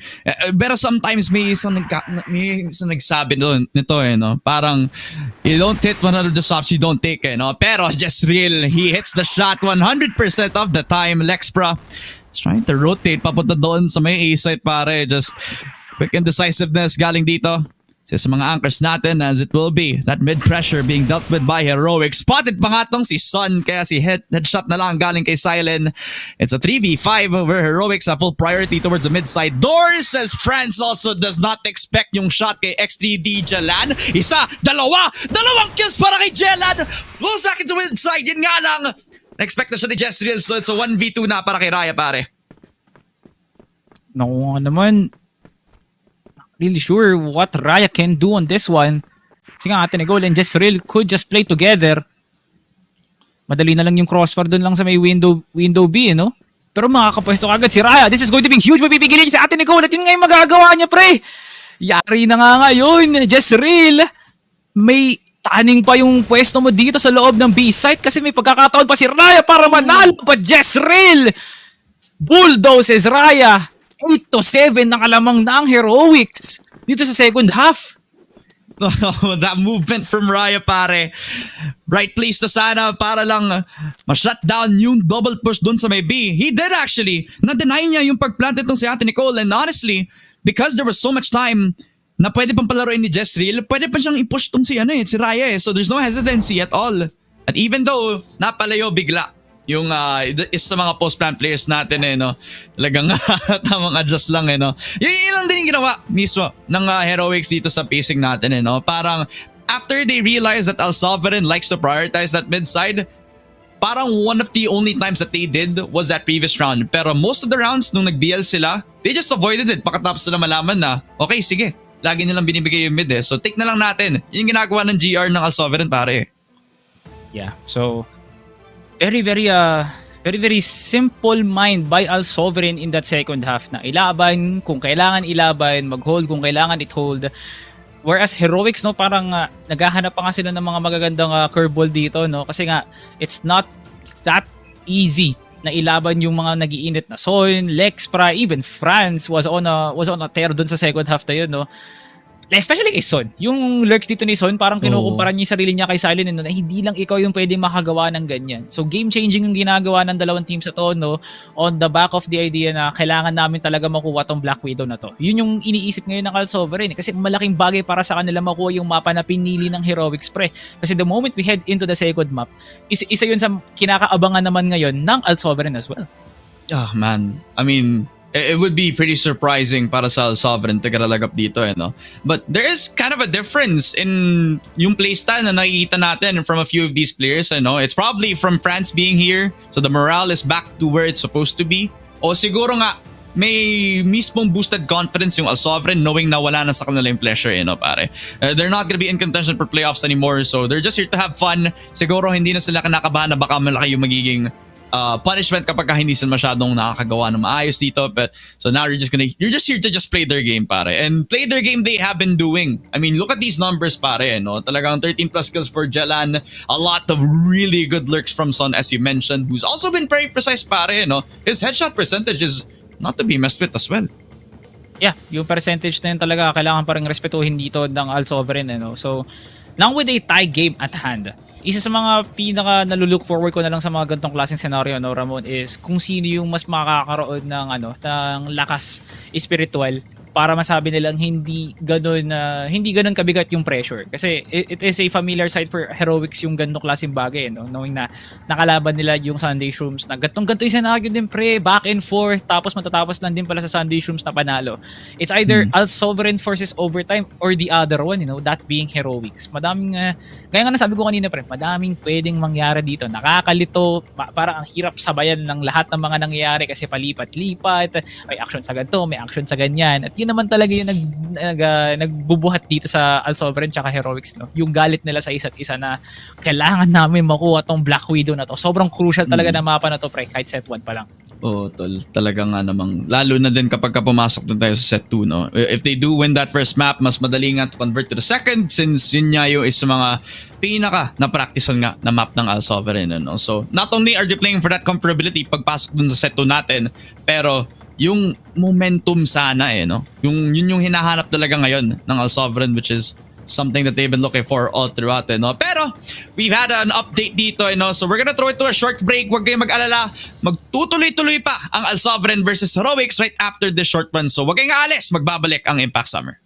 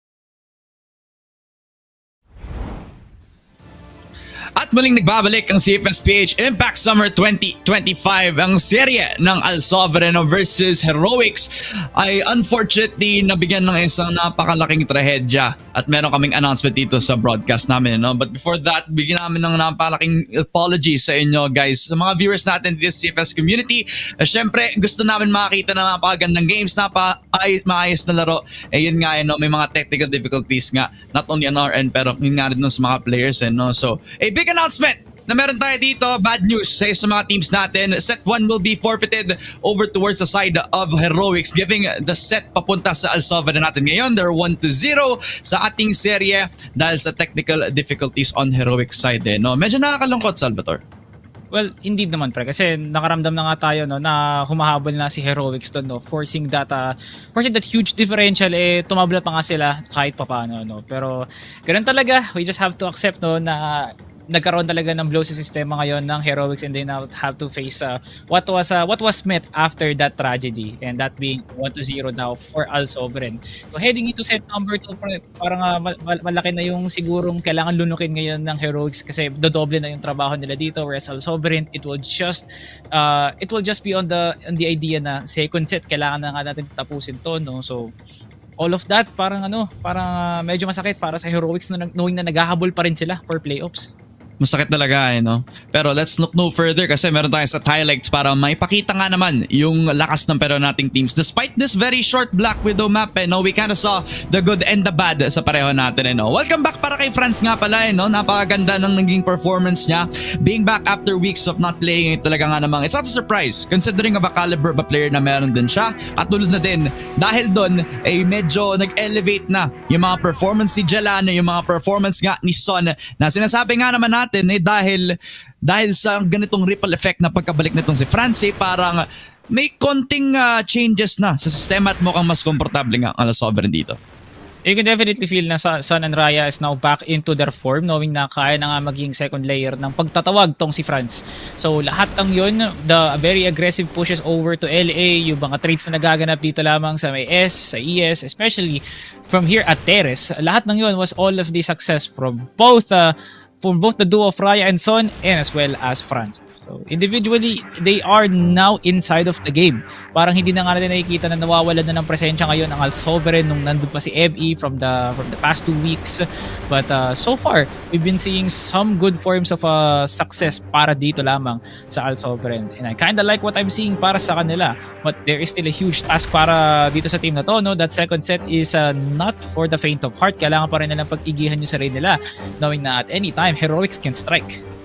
Absolutely pare, no? So yung compound nga naman na nilook forward ng pareho nating teams, no? Look forward in a way na even though maraming ang reps, maraming ang picks nga yung Al Sovereign dito sa map na to, yung Heroics kasi medyo known sila to actually play this map in particular ng maayos, no? If I had to if I have to pick one out, no, ang strength nila as a team really has been their synergy.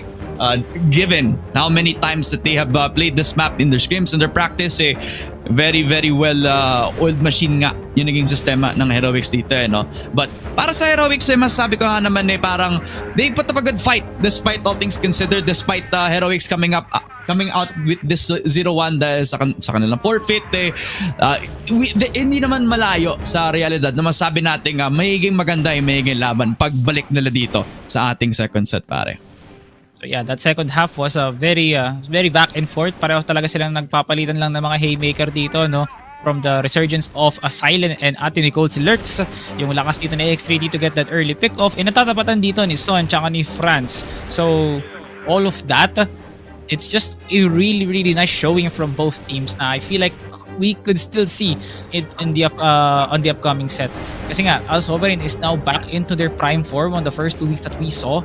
Hindi na ito yung Al Sovereign na feeling ko minamaliit pa ng mga ibang teams. Is naman ang Al Sovereign that is pushing through one of the top teams dito lamang sa Ph Impact when it comes to their playoff efforts, no? So, if ever man magkaroon ng isang magandang epekto to para sa Al Sovereign, it's the fact na not only did they put up a very very nice exit winning this whole series, pwede pa nga nilang bigyan ng taning tong team na to para magpang-abot sa playoffs kasi meron pa tayong mga laban bukas that will determine who will be the number 3 and number 4 spot. So Sovereign, now is your chance. My God, this week is gonna have a whole lot of changes kapag mag-align na lahat ng between dito para sa lahat ng teams natin. Not only on the top spot, pero pati na rin yung mga nasa middle of the pack. No? Yung ating magiging next game, susunod na nga kung makakapag-field nga ng buong roster ang players natin on Heroics. Kasi kapag 10 minutes na ay makapag-reconnect sila, yun nga, mukhang makakabalik mga players natin. No? So hopefully, we'll see a good showing out of them. Before we head on, Salvatore, do you have anything to say else para dito sa ating second set? Good luck para sa both teams, no? Give us a very very amazing fight. Sana hindi na nga mangyari para sa end ng Heroics yung nangyari sa loob ng Black Widow. Sana tuloy-tuloy na ang ating mga laban. So ayun.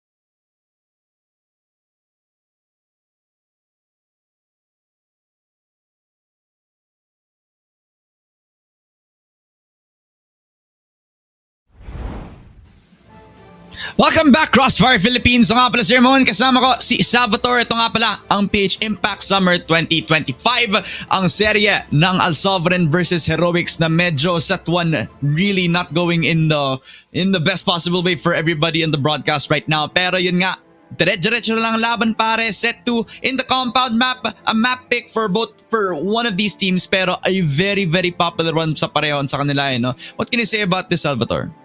Yeah, it's very, very simple, no? Na Al Sovereign and Heroics entering into this map, I feel like it's going to be a battle of who has the better wits. Kung sino lang yung mas kayang manaig sa pressure na binibigay ito ng itong mapa na to. The strong side, being able to take down what is the entries para sa mapa na to, no? So, feeling ko talaga, Heroics, kaya nga naman nila mag-recover from that huge of a tragedy nung set number 1 eh, no? Parang kaya na nga nila tanggalin yung sa sistema nila, use that as fuel for the set number 2. Pero this is also an Al Sovereign that really showed flashes dun sa set number 1 na kaya nga nilang dalhin heading into this second set. So lahat ng mga bagay na binanggit ko kanina, pre, parang isang makings of a very, very, very, very intense set number 2. At kahit dun sa long break na meron tayo dun kanina, it just looked like they were getting started lang din eh, no? So, hopefully, this is something na hindi naapektuhan yung mga mental ng mga players natin on Heroics nga naman, since it was pretty much a very, very sad nga na nangyari dun sa ating set 1. Na ngayon, may good news na tayo. Nakakapag-field na ng buong roster ang Heroics para sa ating second set. So tuloy-tuloy lang ang laban. At para sa kanila, ang win condition is to push this to set number 3. No? Ano yung mga positives na nakita natin from that Black Widow map? No? So I think it's safe to say that a few of their star players have been doing so well. Silent on the lurks, Nicole being very good on the anchoring position as well. Although there was some difficulty for Zolek to catch up to everybody, I think yung mga key players na si X3D, tsaka si Nicole, tsaka si Silent na na-mention ko kanina, actually doing pretty well to hold the fort down para sa Heroics this time around. Rates lang talaga. Yun na lang ang kailangan gawin dito ng Heroics. Yun na kailangan na lang i-refine. Kasi for the most part, I feel like nakukulangan talaga sila sa timing sa pagkuha ng flank watch. Yung problema dito ng Heroics is masyado nga nilang nilalaliman yung mga entries nila dito na nakakalimutan nga nila yung kung saan sila nanggaling, which is yung backside nila. So all of that, because of that effort alone, nang nangyari doon is Al Sovereign was able to utilize Raya and Son para talaga makuha nga nila yung mga magagandang kills. Yes, we saw Silent was very, very much effective para dito sa Heroics pagdating sa mga flank kills, especially holding down the specific angles. But at the same time, yung overconfidence talaga mas nangingibabaw para sa Heroics. So hopefully there is some good amount of time para makapag-recover tong team na to. And Al Sovereign utilize all the resources that they have during that Black Widow na linisin lang, kumbaga. Oo, talaga nga naman eh. No? There's never a late time para makapag-improve as a team. Especially since they have their shot siguro sa pagpasok nga naman sa ating susunod na Impact all the way towards fall later this year. Definitely, this will be something that they can pick up papunta doon sa ating next season. No? But hopefully Al Sovereign does put up another good fight nga naman. They had a really strong showing nung pagbalik natin doon sa ating second half on that first set. So hopefully Ryan and the rest of the squad can keep doing their best work nga naman. No? I think it's safe to say that France does not have any ring rust whatsoever. No? Parang hindi nga siya nawala at all. Being very reliable when it comes to the AWM and definitely showing good shots as well against X3D despite the head-to-head being happening all throughout that Black Widow. No? Yeah, yung intensity na itong compound na to, no, mararamdaman mo the moment that France really steps into the plate. Kasi ito rin yung France na nakita nga natin na nakipagsagupaan laban sa Arise Gaming team na ultimong kailangan ka talagang magtuos sa golden round para na lang mapaghiwalay itong dalawang teams sa to. No? So, all of that fuel, all of that motivation to just win it all at talagang bigyan ng paghihirap tong Heroics pagdating sa playoffs is in the line right now. Kasi you can have Al Sovereign in their prime form, and then it could be really, really good for Al Sovereign as a stepping stone pagdating sa susunod na Impact, no, kung magkakaroon man. Yan ang hindi ko pa sure, no, kung meron man. But at the same time, you can also have Heroics that could brush off every pressure, every doubt na meron sila. Na kamuntigan na nga natin silang hindi makita for set number 2. Buti na nga lang nakabalik sila in the nick of time. So, ganun talaga ang mga nangyayari dito, yung mga uncontrollable na bagay, hindi mo talaga magagawa ng paraan. Buti na lang, Heroics was able to recover from that oopsie, kumbaga, no? So, wala pang taning dito ang Heroics pagdating sa playoffs unless 2-0, tapos Rhea 7 matches, magkaroon pa ng kaguluhan doon. There's a lot of factors here talaga, pre, na kailangan iwasan ng Heroics, at isa na yun is kailangan nila manalo dito. Kaya parang yung motto na lang para sa mga playoffs teams natin dapat hindi maging overconfident no? Kasi yung mga resulta na ganito, sabihin natin hindi nga makakapasok ng top 4 nga ulit ang Al-Sovereign kasi wala na talagang chance no? Magkakaroon tayo ng para butterfly effect kumbaga no? So yung ating magiging game dito, yung mga nasa top 1 to top 4 na teams natin, yun yung mga apektuhan talaga. Dahil sa round differentials natin, dahil sa mga set differentials na meron din tayo sa buong nating set. There is a world where Sunday Shrooms could actually become the top 4 team coming into the playoffs as well. So, we'll see kung gaano kalaking damage na makukuha ng Al-Sovereign dito sa series natin. No? Kasi this Heroics team really, masabi natin in hindsight, not looking good with how this is gonna be starting out. Pero they're the type of team that can really get this into set number 3, pare. Yeah. So hopefully something of a wake-up call para dito sa ating Heroics na it's wala lang yun. Kailangan natin mag-recover. Kailangan na natin tanggalin sa sistema yun, yung mga ganong klaseng bagay na masasabi nating sayang. Wala na yun, pre. Tapos na yun. It's now time to turn onto a new leaf kasi compound na to. Alam niyo tong mapa na to. At kung may kilala akong marunong talaga umangulo dito at yun ay walang iba kundi si Zolek. So nasa sa kanya ngayon kung kaya niya nga bang mag-step up para dito sa Heroics. And not just him. Siguro si X3D isama mo na nga rin sa usapan na yun. But Al-Sovereign, they literally have 3 players that you could definitely depend on. Raya and Son, bahala na nga sila gumawa ng sarili nilang play. But one opener that could put Al-Sovereign on notice sa mapa na to is France. Siya talaga may kakayahan dito para makakuha ng space. And knowing na it is something that it is their specialty, baka yun na nga yung maging epekto dito para sa Heroics. Sino? Kasi France really, he hasn't been on the solo run, pero mataas din naman yung naging impact na nung bumalik siya dito sa server. No? With Son and France holding up the spearhead nga naman para sa Al-Sovereign, will this firepower duo be enough against Heroics? No? That's the big question. Kasi in a lot of the rounds that they've had, they've been answering that question pretty well with flying colors nga naman. No? Their firepower has had the potential to close out that Black Widow even without yung ating naging malakihang break. No? So we'll see if Al-Sovereign will carry that papunta dito sa may compound map natin. They definitely have shown that they do have the firepower to do so nga naman. No? But I think this compound map will be a very, very, very different sort of story. Kumbaga sa kung paano naglaro yung Black Widow map natin. Kasi itong compound map medyo dito nga naman nagkaroon ng parang debut si Ate Nicole with this Heroics roster, and since then they haven't really looked back since no? Parang hindi nga nila naisip si Ghosted ever since na bumalik tong si Ate Nicole. So hopefully both teams will show us a very, very good fight as we lock in yung set 2 natin. No more tech pauses anymore, ladies and gentlemen. France in the roster, Heroics back with their lineup, and now with the mid push coming through, Al-Sovereign are ready to take the fight to them. Now time para magising sa katotohanan ngayon ng Heroics, tanggalin na lahat ng mga hadlang sa likod nga nila. No, it's now time to play crossfire for both Al-Sovereign and Heroics. Na kung saan nagkakaroon na nga ng kalamangan ngayon ng Heroics pagdating sa mga pastlang. Si Son na ang susunod dito sa kamay ni Silent. At Nicole now finding Raya dito lamang sa may labas ng CB. Raya now fighting for his life. Nagagawa niya pa nga humay glitch pero walang-wala yan kay Ate Nicole. Heroics first round. Ang nakikita ko pa lang from the remnants of that first round was Al-Sovereign taking an aggressive mid-connector push or container push, just so that they could have some sort of a pillars control na pwede nilang masimulan. Yun nga lang, Heroics just steamrolling them doon sa may steel door. You can definitely see that X3D is not hesitating as well, as now Al-Sovereign now relies on Jellant to hold CB, gets one just drilled down. That will be the caller. Trying to take a backseat dito laban sa push ng Heroics. Silence gonna try to get the trade off, pero yun nga lang, it will be a very passive approach for Al-Sovereign as it will be another shot from the AWM from France. Slowing down the pace. Yun lang ang pinakamagandang asset dito para sa Al-Sovereign. No? Pabagalin dito yung pagbabato ngayon ng Heroics pagdating sa mga tao, and especially on the util side. France with a very good reposition dito lamang sa may top B, and as much as possible, no, nagagawa na dapat ng parang ngayon ng Heroics pagdating sa mga rotation, but they couldn't win those fights. And that is very, very tough now para dito sa Heroics na lahat ng laban na tinake nila from pillars all the way to SD, hindi nga nila nakukuha yung 100% success rate. X3D, can he save his friends dito sa round na to? No? Hanggang ngayon, lumalaban pa nga rin siya. Raya goes for the spam. Al-Sovereign stops down the pursuit of Heroics.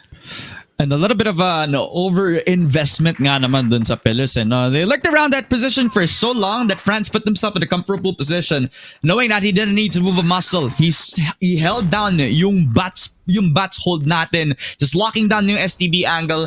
They couldn't push even towards yung storage bin natin dahil doon sa napagandang shots nga ni France. Doesn't help na hindi nga na natatakot ng si Jelan to take control of CB as it will be a 1v1 against Son and wait. X3D. The headshot, definitely perfect. Hindi ko alam kung naglalag yung isa players pero still, they get the damage done. That's first blood coming through to Al Sovereign. Oh, no, X3D. Medyo masakit yun, tol. Ayos muna tayo ng mga wiring dyan sa likod ng computer natin at sana makabalik ka nga ng husto dito, no? Kasi that was one of the few fights that you actually win, no? Kasi nga, from LA all the way to SD, kaya yun eh. You can quick scope definitely on that one but hindi nga natin nakita yun. So now holding down CB as Zolek now is the second layer of offense na ngayon pero napigilan nga din siya kagad dito ni Zolek. And now, Zolek with a possible re-challenge dito lamang sa may store B. Al Sovereign now having a good time holding down the angles na hindi nga nalang kailangan i-force except kay France na tinesting nga yung control sa may CA. Yumayanig na ngayon ang landscape sa laban na to as Heroics doesn't seem to find the good fights. No, man. Unfortunate timings for Ate Nicole nga no? Just taking control of the angle and as she lets off of it, that's where France shines. But yun nga lang, Jelan, solo anchor, nice control kay Zolek, spotted pa nga si Silent, and a 1v3 para sa Heroics nga naman, where Raya has taken the high ground and able to get the headshot kay Silent as well. So a 2-1 para sa Al Sovereign. All control is on them so far as Heroics are struggling to find an answer dito, pare. Oh yeah, definitely no. Pre, litong dito na ngayon ang Heroics na saan ba sila talaga dapat pwede tumako dito, no? Kasi nga a lot of the fights are being won by Al Sovereign. Parang ganto nga lang, no, yung paulan-balan nila sa pillars parang pumapaldo na nga ngayon ang Al Sovereign as they get a major W dun lamang sa trade game na naganap sa loob ng B. Raya, oh what a shot doon lang kay Ate Nicole with a major follow-up pa doon kay Jezreel. And ngayon, Al Sovereign, umaangat na nga ngayon sa competition, pre. The fights are very, very nice. Seems family, no? Kung natatandaan mo yung Matt Jess game, it's just that a lot of their fights are going their way this time dahil doon sa coordination nga ng Al Sovereign. Possible that it is because of that synergy that they gone through with France and he's able to get himself tong si Nicole. So, definitely a strong showing for him and the rest of Al Sovereign. That fight towards mid na ginagawa nila sa Matt Jess, finally, it bears fruit sa laban nila against Heroics ngayon. Raya tumatago mid-con. And I think this is a very, very important element, no, na kailangan pa rin ingatan ngayon ng Heroics. Pero pwede siyang makita ni Zolek tsaka ni Jezreel dito, no? Nilalaban na nga nila Raya with a possible late swing at pinibait out nga lang to ni Son. But X3D now on the crossfire. Watch! Hindi siya makakapag-swing kagad dito. And X3D trying to get the angle na meron dito si Son. With a very good readjustment, makukuha niya yung buhay doon ni Son. Nilalaban pa rin ng Al Sovereign ngayon yung CB. Pero tinatimingan pa to ni France para makuha nila yung control doon lang sa CA. At mapipigilan nga ba nila possible si X3D? Huge question. But now France retreating. Pabalik na nga sila dito sa mga kanya-kanyang site. Possibly forcing Heroics to go for the plant. Open mid-side na pwede ding labanan doon ni France kung babalik nga siya from that exit control that he's had. He's in a prime position kung gusto lang lumapit tong si Jezreel tsaka si X3D. Kung lalapit nga sila doon sa AWM, the shot does not connect. And they know now that A site is definitely a call para sa Heroics as Jelan runs in guns onto X3D. That's the lurker gun. So it will be the exit push with 1 minute on the clock. They peek into France. That's a double kill for him. Pero si Silent, maganda yung trade-off. 2v1. Silent na lang. 40 seconds, no friends, no nothing. Wala na siya makukuha kahit ano dito sa round natin as Lexpra benefits from the double peak. And Al Sovereign will get yung 4th round natin. You can definitely feel yung influence doon ni France, no? Na bagalan lang talaga nila yung mid-round nila, hayaang mag-force yung Heroics. If this was one of the prior weeks, feeling ko nga, i-force out na lang nila kagad yung control doon sa exit and getting risk of a 2-for-1 pa nga. Kasi nga, there's a glaring amount of respect para dito sa Al Sovereign, sa kalaban nga nila. No? Na this is not just any other team. Ito yung Heroics na kumakatok sa pintuan ng playoffs ngayon. At isa sa mga bagay na pwedeng ngayon gawin ng Al Sovereign, gaya na sabi ko kanina, is pigilan tong team na to magpang-abot sa playoffs. Ang daming elemento na pwedeng mangyari and now Al Sovereign slowly but surely making that a reality. Son, mapipigilan muna ngayon gumawa ng space as Silent finds him in CA. Lex Prengelan on CB duty. Lahat ng to pwedeng magkasalpukan, wag lang talaga magkakabanggaan. Now, X3D. Oh my god. Grabe nga naman yun. But a few fights na X3D should have won pero hindi nga natin nakikita ngayon. Heroics, parang nalalantaan ata sila ngayon pre. Oh no, I don't think they're gonna expect him on the other side. As Zolek will just jiggle peek, get himself the headshot kay Lexpra. But will he expect Jelan on the other side? Minibait lang ni Franz tong position niya. As now, it looks like he's not gonna get checked. Zolek will only get expected. That's one from Jelan. A headshot found. Spray coming through from Raya as well as Sovereign are taking every fight. Nilalasan na sila ni Silent at Johnny Nicole. The duo coming online. And Silent picking up the last. That's a double kill sa loob ng pillars natin. Heroics back on their definitely comfortable position. That's 2 rounds from them and definitely a really good showing para kay Silent ngayon pare.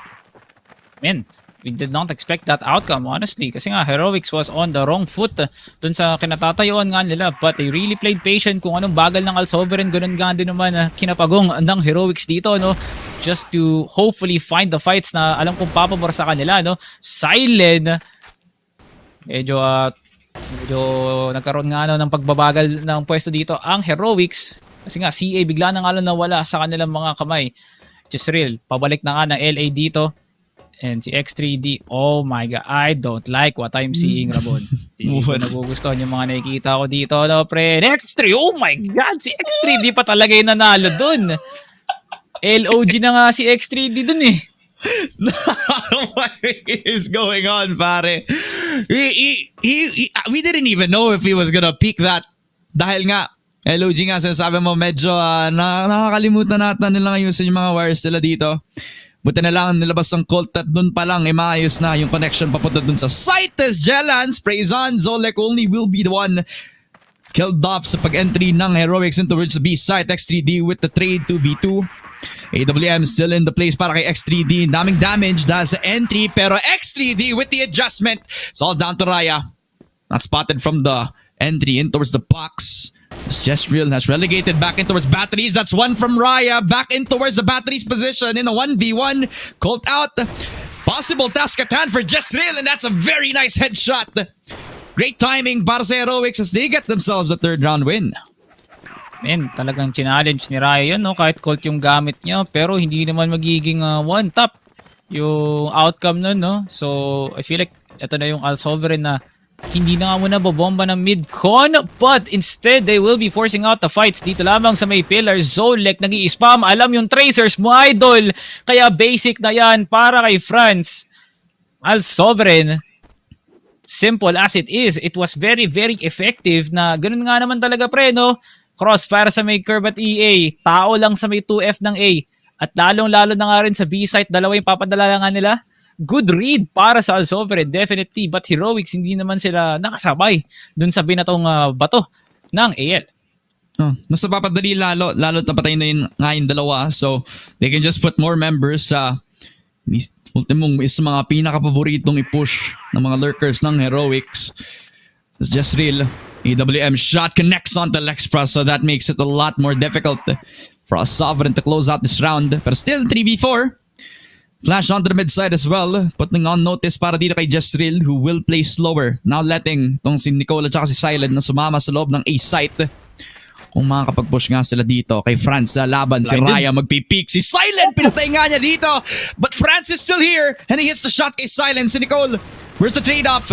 As Son, he enters the site with full confidence. It's a 1v3 now para kay Jesril. He was the mid-lurker. Pero ngayon pa lang siya babalik in towards that exit area. That C4 down as well. So pagka-enter niya sa site, malalaman kung saan siya manggagaling. That's gonna be 1 for Jesril. A 1v2 for him. Pero yun nga lang, it's a triple para kay Franz. A 5th round para sa Al-Sovereign. Yeah, that's a strong statement para sa Al-Sovereign, no, na kahit nga ibigay nga nila yung A site para umentry yung Heroics, meron pa rin talagang buwelo dito si Franz and especially si Raya, no. So a lot of huge plays so far for Al-Sovereign for the past 3 rounds na oo, nakakascore nga ang Heroics, but you can definitely feel the effort being doubled right now from AL. Etong Heroics, no, pre, sana nga talaga mahanap na nga nila yung consistent na formula. Kasi nga pre, like heading into the second half, 1 round na nga lang yung inaantay natin. A 6-3 for Al Sovereign could be really huge and it could mean anything. Or whereas Heroics could put themselves in a very, very decent spot heading into the strong side of this map, pre.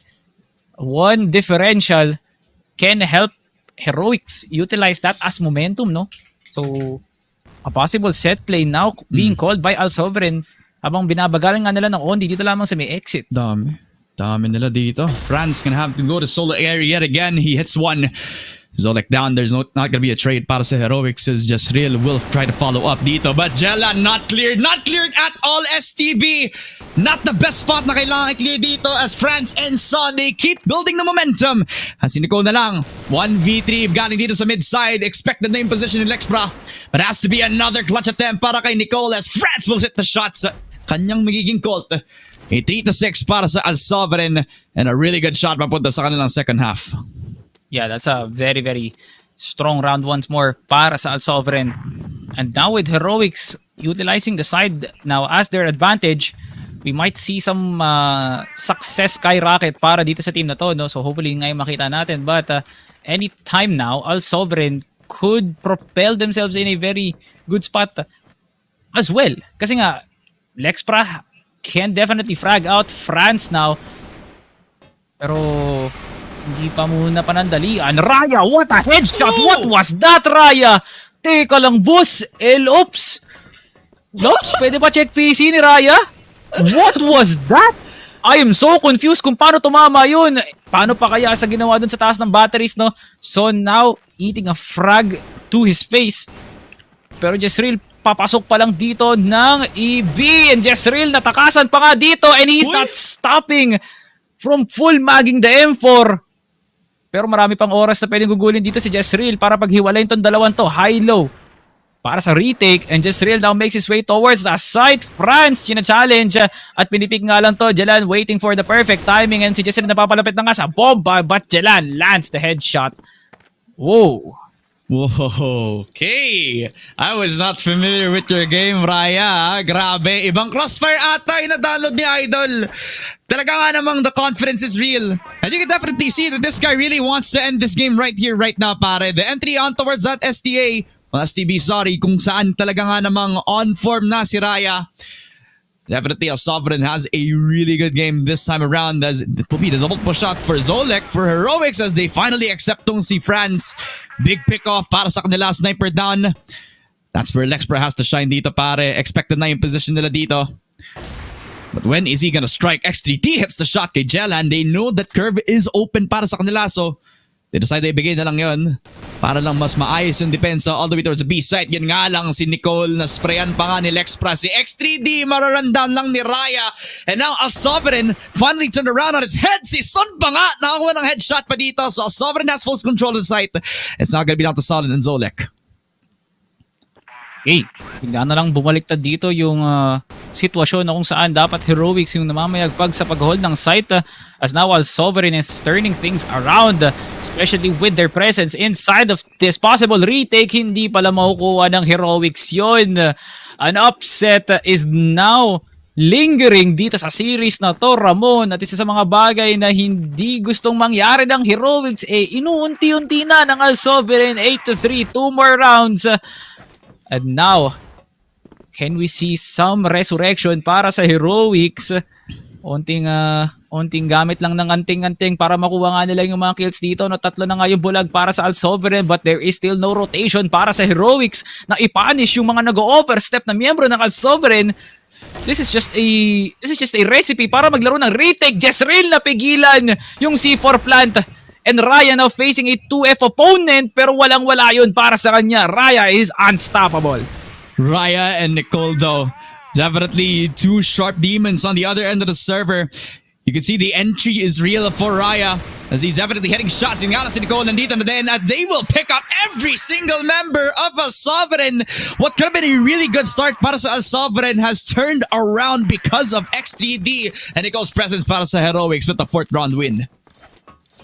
Man, Heroics definitely delivered, no? Buti na nga lang nakapwesto kagad dun si Jasriel sa may exit, setting up the pressure line. para sa Al Sovereign and France of X3D. Onting hesitation pero ang bilis niyo mag-switch dun sa AWM niya, pre. Nakabuenas pa nga, no?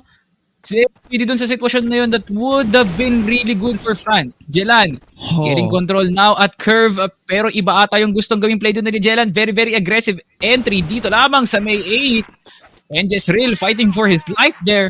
And Jezreel still manages to escape with 1 HP na nga lang. Son, ang ganda ng taguan mo pero nagparamdam ka agad kay Zolek. At alam mo talagang nakakamatay yung tingin dito ni Zolek. And another one. Zolek gets a double. Now a 1v2. Definitely winnable para kay Raya. Duguan ang dalawa.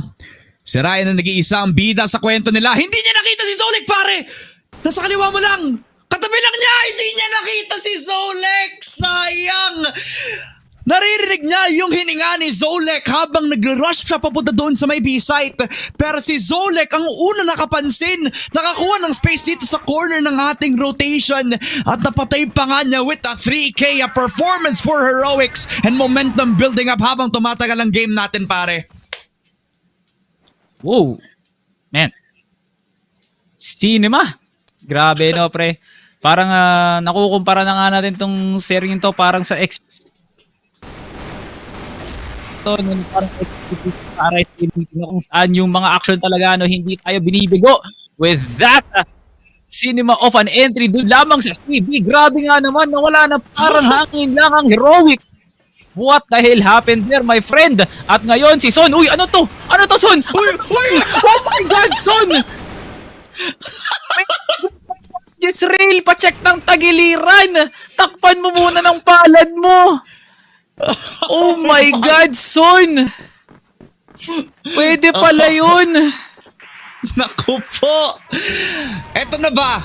Is this the time para makuha ng Al Sovereign yung first series win nila on Impact Summer? It took them 14 days. Pero finally, baka eto na nga yung mapapakita nila dito. A win over Heroics on their first time sa Impact Summer. That's one from Jalan. That's first blood found. Run and gun papunta dun sa may curve. Kung saan ay nakapag-rush na si Silence. Si Nicole kasama lang din. Si Jalan makakuha ng isa. Nilabas ng Deagle. Pinatay pa nga tong si Zolek. That will be a 3K for Jalan. And now Heroics, now banking on Jezreel and X3D after they kill off Sun. There's an opportunity to deny them this win. Pero yun nga lang, it's X3D with one. But it's all left up to him, pare. Okay. Full load of HP. Para kay X3D. Pamigay na lang to. Magkahiwalay pa talaga sila. Oo, sa'yo pre, minamarathon ko na tong site na to kasi wala na talagang oras. Bossing. Tingin ka muna sa bintana tas tsaka tumingin sa under. Tama ka nga, makinig ka sa akin, Dexter Cuevas. Ipiga mo na yung gas ng Mio 125 mo kasi makukuha mo na tong clutch. Marami pang oras. Madedefuse mo pa yan, Heroics. Nakasabit pa ng round. Nakaisa pa nga. At kung kailan sinasabi ng players natin ng Sovereign na ready na, mag-order ka na ng pangkain natin. Ang Heroics sabi nila, isa pa. Hindi pa tapos ang laban. May pang-chance pa itong si X3D, especially with the push kumanda kay Sun. Mid-control. Definitely not lost in the sauce para sa Sovereign na ngayon na nakuha sila ng first blood. Definitely now, you can see that Heroics are building off of this. Adaptation is real after ng napakabilis na mid-control nila. Ibabalik sila sa default position nila dito. Okay. Now once again on a Heroics default. Baka ito na yung solusyon no? Ulit-ulitin na nga lang talaga nila. Yung ganitong klaseng gameplay, walang na nilang baguhin dito kasi Al Sovereign for the past 2 rounds na nakita nga natin, it's a probability lang para sa Heroics na sumakses dito lamang sa kanilang default. Kaya huwag na nga nilang baguhin. Huwag na nga nilang pahirapan yung sarili nila. Baka magdoble tao pa nga sila dito sa may EA. Yun na nga lang yung gawin nila. Ipamigay yung pillars and play for retake. Total, doon naman talaga kinilala ang Heroics sa katagalan nila sa PH Impact. They could definitely retake and could play for clutches. Denied nade para kay Silent pero makakatanggap nga siya ng 15 sa katawan. And there goes the smoke. Tumesting ka, Raya, at luminyan ka pa talaga kay Silent. Lexpra nakatago pa rin sa may tower at hindi nga siya makalabas basta-basta. And now he finds Jezreel and Silent also was in the right place para makuha yung trade. Heroics tanggalin nyo muna yung stretcher na nakikita nila, pre, kasi Heroics can still fight. 44 on the clock. My God. At least may panlaban pa. Especially with Jellan picking off at least one of them. It's making it a 2v3 now. Very doable. 30 seconds. B-site also full lockdown. Unnoticed para kay Jellan as well. And I think naamoy na yan ni Silent kaya naglalurk na naman siya. At kung mapapatay dun si Silent, si Nicole nandito lang din. Hindi masyado malayo sa kanya as well. So, bomb drop in towards that B site as it will be a 2 versus 3 retake. Heroics gonna try to entry down in towards STB as Jellan's gonna get sprayed down. It will be a 1v3 for France. Yun nga lang, ang dami na nakapaligid lang sa mga players natin on Al-Sovereign as Heroics will get a 7th round. Sama-sama lang din sa mid-control kung saan napakamaayos ang retake towards the B site. Ay nako pre, just real took it personally, no? So, grabe nga naman kasi yung pambabalahura na ginawa mo dun sa pananaksak kanina, pre, no? Akala mo ata makakatapos na kayo, no? Ay nako pre. And I took it personally, sabi nga ni Michael Jordan, aka Jezreel.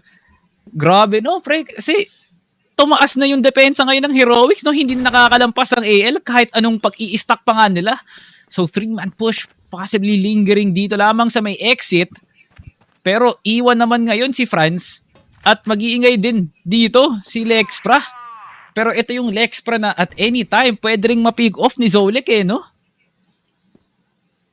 Yan ay kapag may mood si Zolek na lumapit eh, no? Pero yung game plan siguro ng Heroics is just to play for that contact, play for that default eh, no? Not moving a muscle at all. And that gives the opportunity for Al-Sovereign to take yung mid-side natin. Curve open. Walang nakatingin from that RS position. So EB is also gonna be a very, very big opportunity para sa Al-Sovereign. As in a fight with that 1-3-1 setup, they leave Son to play yung STA natin, which honestly, he'll have a lot of space para mapaglaro dito. Daming options talaga eh, no? Talagang binibigay yung space laban dito sa Al-Sovereign. Which honestly, I don't really have a lot of complaints para sa Heroics ngayon eh. Kasi malakas din sila mag-anchor talaga. When it comes down to it, 3 players pushing up on that mid-side position as they now have a 50-50 chance push on towards EA or back towards Curve. Mukhang okay pa nga yung position nila dito. Si Silent lang yung magiging open contact. Si Nicole mukhang ang ganda ng timing sa pag-peek niya dito as Son picks up 1. Zolek with a 2-for-1. May panlaban ng Heroics habang tumatagal ang ating matchup. Jellan and Franz, they hit the shots. It's X3D and Jezreel that lock in that 8th round win. One more round para makapasok tayo sa OT, Salvatore. It's not over till I say it's over, pre. Di pa tapos ang boxing at nagginhawaan doon ang Heroics na akala nga nila tapos na at dulo na nga to, no, wala na tayong pwedeng lakarin pa. Pero Jezreel and Zolek just really had to activate, no, in the most important time possible. At tamang-tama nga lang naman talaga yung naipon nilang lakas, ginagamit na nga nila ngayon para masurvive pa tong second half na to na nakakatakot nga naman talaga tignan, no, pre. Kasi nga Al-Sovereign was just winning fights left and right na hindi nga natin nakikita from the first 2-3 weeks. It's definitely something new that Al-Sovereign is taking control of a map that is supposed to be on the hands of Heroics, no, pre? So, yeah, you can definitely put the mark over dito lamang kay X3D kung bakit nga ba talaga nabubuhay pa ng matagal ang Heroics. At hindi lang yun pare, yung mga mid-round calls din ni Jezreel, talagang maayos din yung naging strats nila when it comes down to it, no? Even though Al-Sovereign has really clean entries, you could see na nag-elevate na yung confidence ni Raya. Hindi na siya natatakot mag-run and gun. Hindi na siya natatakot na lumaban dito, eh, no? Dahil sa kinatatagal nilang maglaro ng compound all throughout the season. Parang ngayon pa lang natin nakita ma-unlock yung full potential ng Al-Sovereign dito, pare. I think that missing piece was France all throughout, but it's not just France eh. Parang everything has been locking in place for Al-Sovereign. I don't know if it's the mistakes from Heroics. I think there was a few times na medyo nagkakaroon ng parang over-rotation yung Heroics. May mga times din na natalo sila sa napaka-importanting duels, which honestly Al-Sovereign, even outside of these series, yun yung mga times na para masabi natin mga what if sa kanila na ngayon nasasagot against a very, very good team in Impact Summerin. What a good time to come alive if you are an Al-Sovereign fan, di ba? So, ngayon, utilize the dead round Al-Sovereign na bumalik sa drawing board at isipin nyo kung saan nga ba talaga kayo nagkulang kasi nga ang dami ng nakubrang rounds ng Heroics na puro punish at puro talaga masterclass ng pagre-retake no? Pinapapabayaan yung mga site, pero pagdating talaga sa mga fights na mahalaga tulad ng mga retakes na nakita natin na pinamulan kaagad talaga dito ni Jezreel. It's very very basic from there on, no? So it's simple minds like that makes up the greatest of success dito sa tournament na to, no? Na teams like Sunday Shrooms na hindi naman pinapakomplika, talagang laban kung laban. Now Heroics doing the same thing as well, na wag na nating pahirapan yung mga sarili natin, just fight whenever there is an opponent at just play default, di ba? Kaya nga eh. Absolute cinema upon us as it will be either 2-0 or game number 3. Papunta sa overtime para sa Heroics if we are to go there. So far in this setup, so now a round for Heroics where they're now gonna fight for that pillars control back in towards EA, and yung control nila back in towards curve. It's gonna be very passive para sa Heroics, but Sovereign taking mid. You're gonna lock down yung magiging steel door natin. If ever na gusto mag-push ulit is Zolek kasama isa sa mga players ng Heroics, so lots of opportunities for both teams as they now have to fight for either STA papunta doon sa may pillars position natin. Yeah, let's just wait on the call here para dito kay France. Talagang siya mismo yung magpapanimula dito, no? And what a pick by Lexpra. Perfecto nga naman talaga. At na-caught off guard doon si X3D. Di siya nakareact kagad no? Maski hard scope nga man lang, wala talaga. Malaking bawas to para sa Heroics. And now Raya, once more, nangyari na nga to kanina, pre. At ginawa na namang replay ngayon. As Al Sovereign makes their way towards Tor B, Jezreel finds France lacking. Wala na ngang distansya ngayon ang Al Sovereign pagdating sa mga sniping at nakasalalay na kay Ate Nicole. Pati na nga rin kay Silent. Kung makakapasok nga ba ng madalian ng Al Sovereign sa B-side? Look, wala sa kanila yung C4, and all that they can do habang nasa loob sila ng STB is either hintayin yung C4, push in towards B as a 3-man unit, o kaya mag-fake na lang dito, trusting the call over to Lexpra na meron na ngang space na kinukuha dun sa may A site. I think naririnig pa nga niya itong si Jezreel. And I think he knows where Lexpra is going to be coming from as well. So it will be a battle in between that A site defense. Lots of nades, lots of damage done, but para mukhang ang fake out hindi mangyayari. It will be a full commit. Silent, he's not gonna get taken out just yet. Jezreel has already found the lurker. Sun also with the second entry. Sovereign want to end this right here, right now. Their first win sa Impact Summer is between them and Jezreel. With one bullet, it's gonna be enough para kay Sun. A 2-0 para sa Al Sovereign. And for the first time this whole season, this is their win, and honestly, they have to enjoy it, pare. Whatever you may call it, pre, an upset is an upset, a win is a win, and Al Sovereign is now smiling from ear to ear, pre, no? So, congratulations para dito sa Al Sovereign, no, pre, and you can definitely feel the excitement pumping up from this team na kaya nga nilang makipagkitang gilas dito, no, sa tournament na to, no? And they will be joining a Rise Gaming team na meron na nga silang isang panalo kahit papano sa PH Impact, no? So a lot has been said about this team na feeling ko nga malakas talaga yung mga competition dito in PH Impact. The stack lineup of both Sunday Shrooms, even Arise or even Cipher Pro team is not enough for Al Sovereign. Pero pre, it was Heroics. It was a team like Heroics. Pre, nagkatotoo na yung sinabi ko kanina, a headliner for tomorrow. Kaya nga palang talunin ng Al Sovereign tong Heroics na to, pre. Oh my goodness, pare. And from our predictions alone, naisip na natin na medyo malayo yung mararating sana doon sa sinasabi natin na okay, sige. Pwede pang makapanalo dito ang Al Sovereign, no? Considering kung gaano kalakas din ang Heroics with the lineup that they have right now, sub-in aside, they have proven a lot of their worth all throughout with their previous week's performances.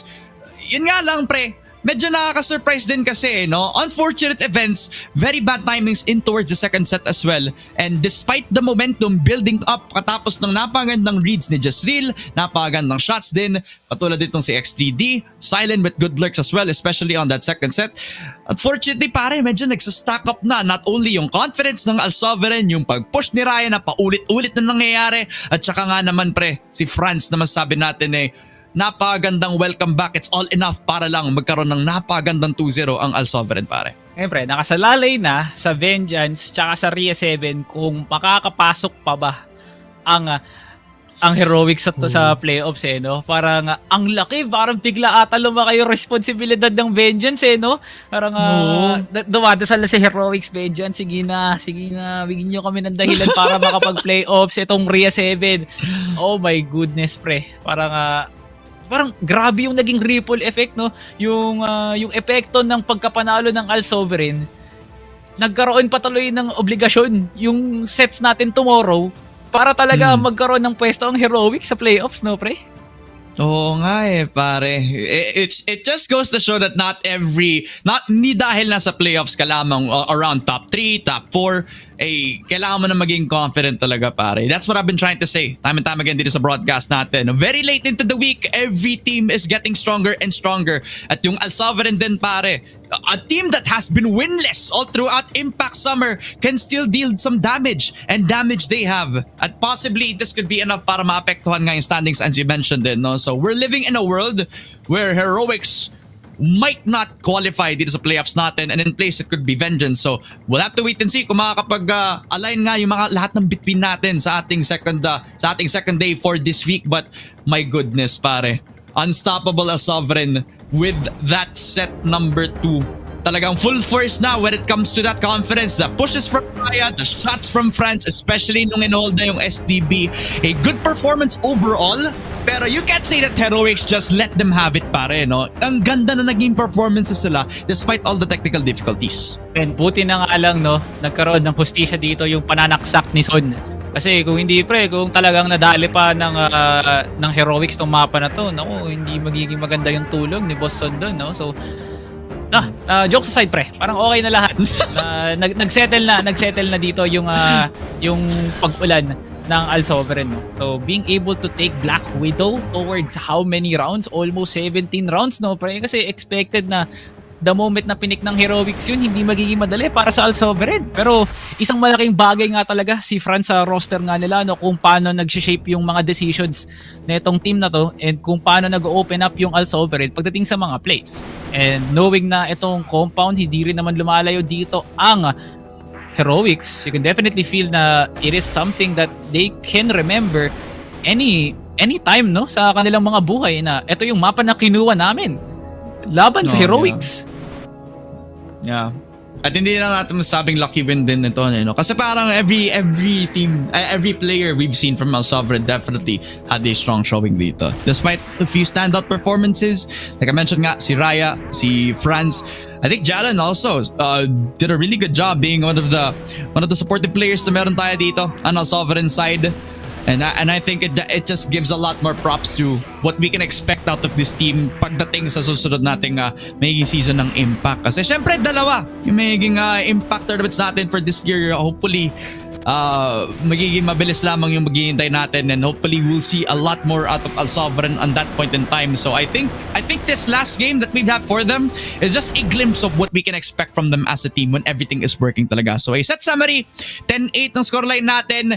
Everyone except for Lexpro has done yung positive KD na meron tayo dito, and I think it's safe to say that once France is back on the server, all is good nga naman para sa Al Sovereign. Aray ko. So, yun lang masasabi natin para sa heroics, pero Al Sovereign, what a beautiful exit para sa kanila dito sa Impact Summer, no? And very cinematic to win that last round, no? Yung kung sino pa nga talaga yung kapitan ng heroics, yun ang kailangan nga nilang paslangin over to that B-side take. At isa sa mga pinakamaalala ngayon ng Al Sovereign is kung paano nga nila pinahirapan ng heroics sa Black Widow and as well as sa compound, no? Hindi lang sa isang mapa, no? Pati na nga rin sa sumunod pa. So Al Sovereign with a very very star-studded performance by France and Raya, at magkakaroon nga sila ng gitgitan nga dito, no, kung sino yung makakuha ng MVP na yon. But 18 AP para kay Raya, very very nice para sa kanya, no, pre? Kasi it's not just him being able to frag out, nakakatulong din siya sa pag-a-anchor at sa pagsusupport ng mga kakampi niya. Always at the right place, always at the right time nga naman tong si Raya. As we will now have yung set MVP natin. Definitely expected from everybody here. Si Franz para nga sa ating magiging set And parang back. once this guy is welcome back talaga pare. For weeks, hinihintay natin siyang bumalik. And finally, on the last week, ngayon pa lang siya nag-show up no? So a good job from him on the sniper. He's shown a lot of that from these two maps no? From Black Widow all the way towards Compound. This guy's presence has definitely been missed. Pero yung shots nga, hindi talaga nagmi-miss talaga pare no? So what a good performance from France as he comes back into the roster. And hopefully, sa Impact Fall, makakita pa tayo ng mas marami pang highlights from France as we take a look at these highlights para dito, no? Yeah. Highlights of France, parang very, very much so, no? Na maganda nga talaga yung pinakita ni France, and I feel like these highlights does serve justice kung paano niya nga talaga pinahirapan ang Heroics dito, no? From anchoring EB, Store B, LA, yung kabuuan ng mid. So, yeah, it's a highlight na feel ko nga, no? Na masasabi nating mahalagang bagay si France kung paano nga si Cetra sa EVOS, kung ano si Revenge sa Pacific, at paano na si Kano para sa UBEC, ganun din si France para sa Al Sovereign.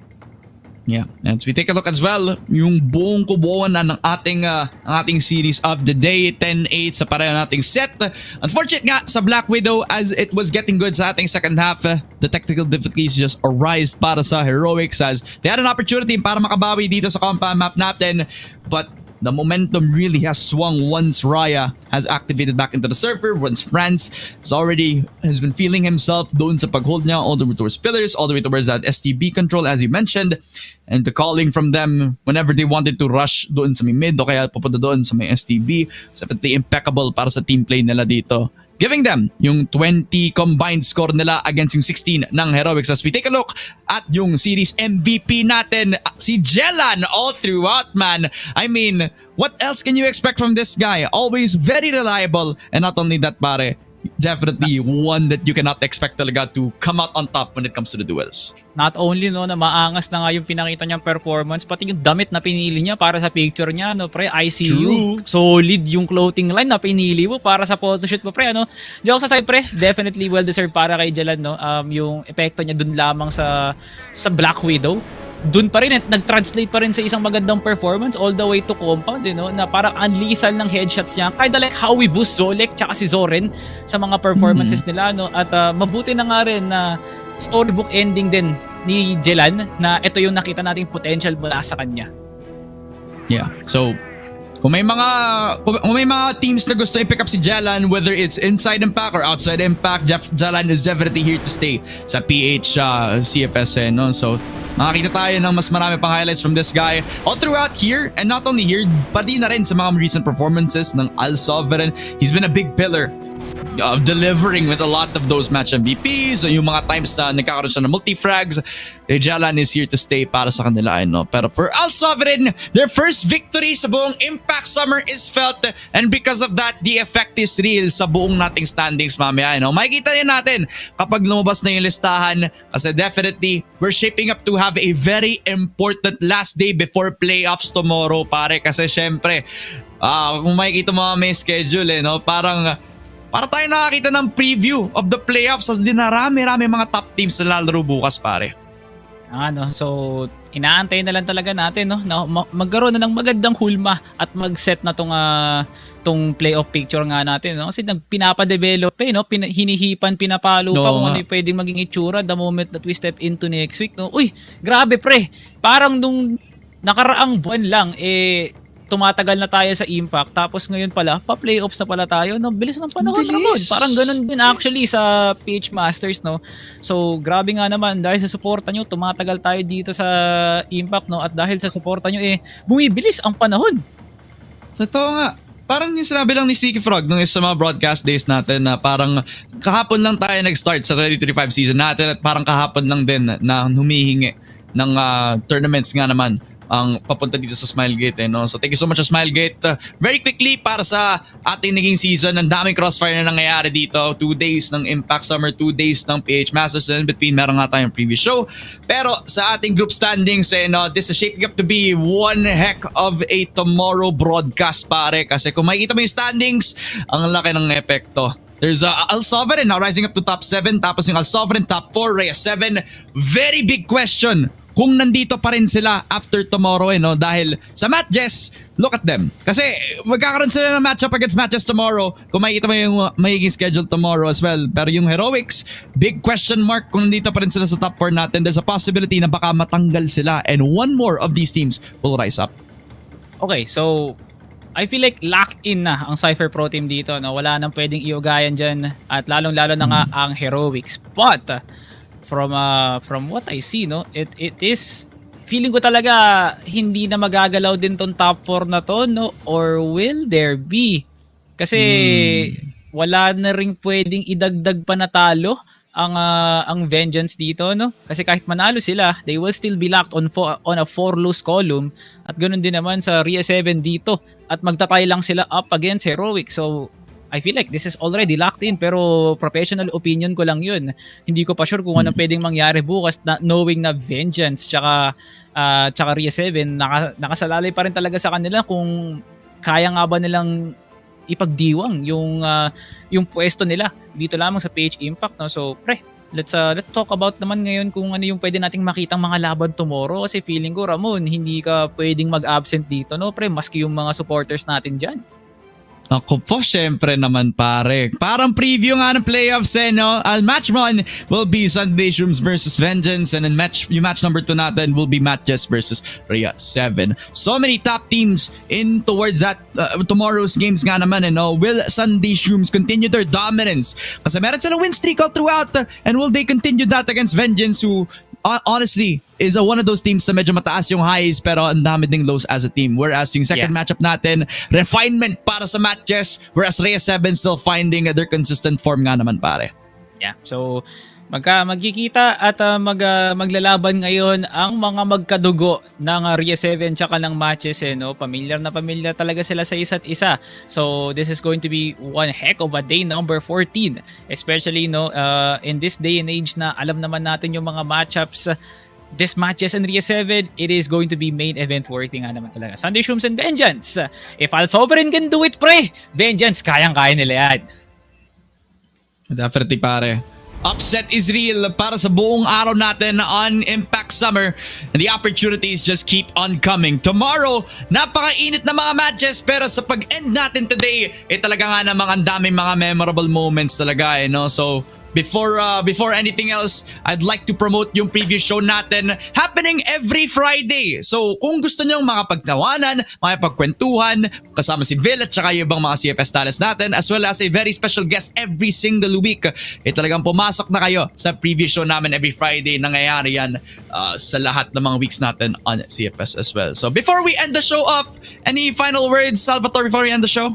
Ay nga naman talaga, maraming salamat sa Crossfire Philippines at sa Crossfire community natin dyan na patuloy ang suporta para sa mga liga na nakikita nyo dito lamang sa Cfs Ph Impact. Yung suporta nyo sa Impact, sa preview show, and especially sa Masters, damang-dama namin dito. In behalf of the production at sa lahat ng bumubuo dito lamang sa PH Impact, nagpapasalamat kami sa inyo. Make sure to follow Crossfire Philippines sa kanilang lahat ng mga socials para updated kayo sa mga nangyari tungkol sa Crossfire, at i-like and share nyo nga yung mga streams ni Crossfire para malay nyo, mabigyan kayo ng pakonswelo dyan ni Smilegate. Ako nga pala si Salvatore. Follow nyo ako sa page ko, fb.com/SalvatoreCasts. At nga pala si Ramon, at iyan ang amazing broadcast natin for CFS Ph Impact Summer 2025. Bukas, ang pinakauling araw bago mag-playoffs, at alam kong ayaw na ayaw nyo mamiss yun. So see you tomorrow, and good night, Pilipinas.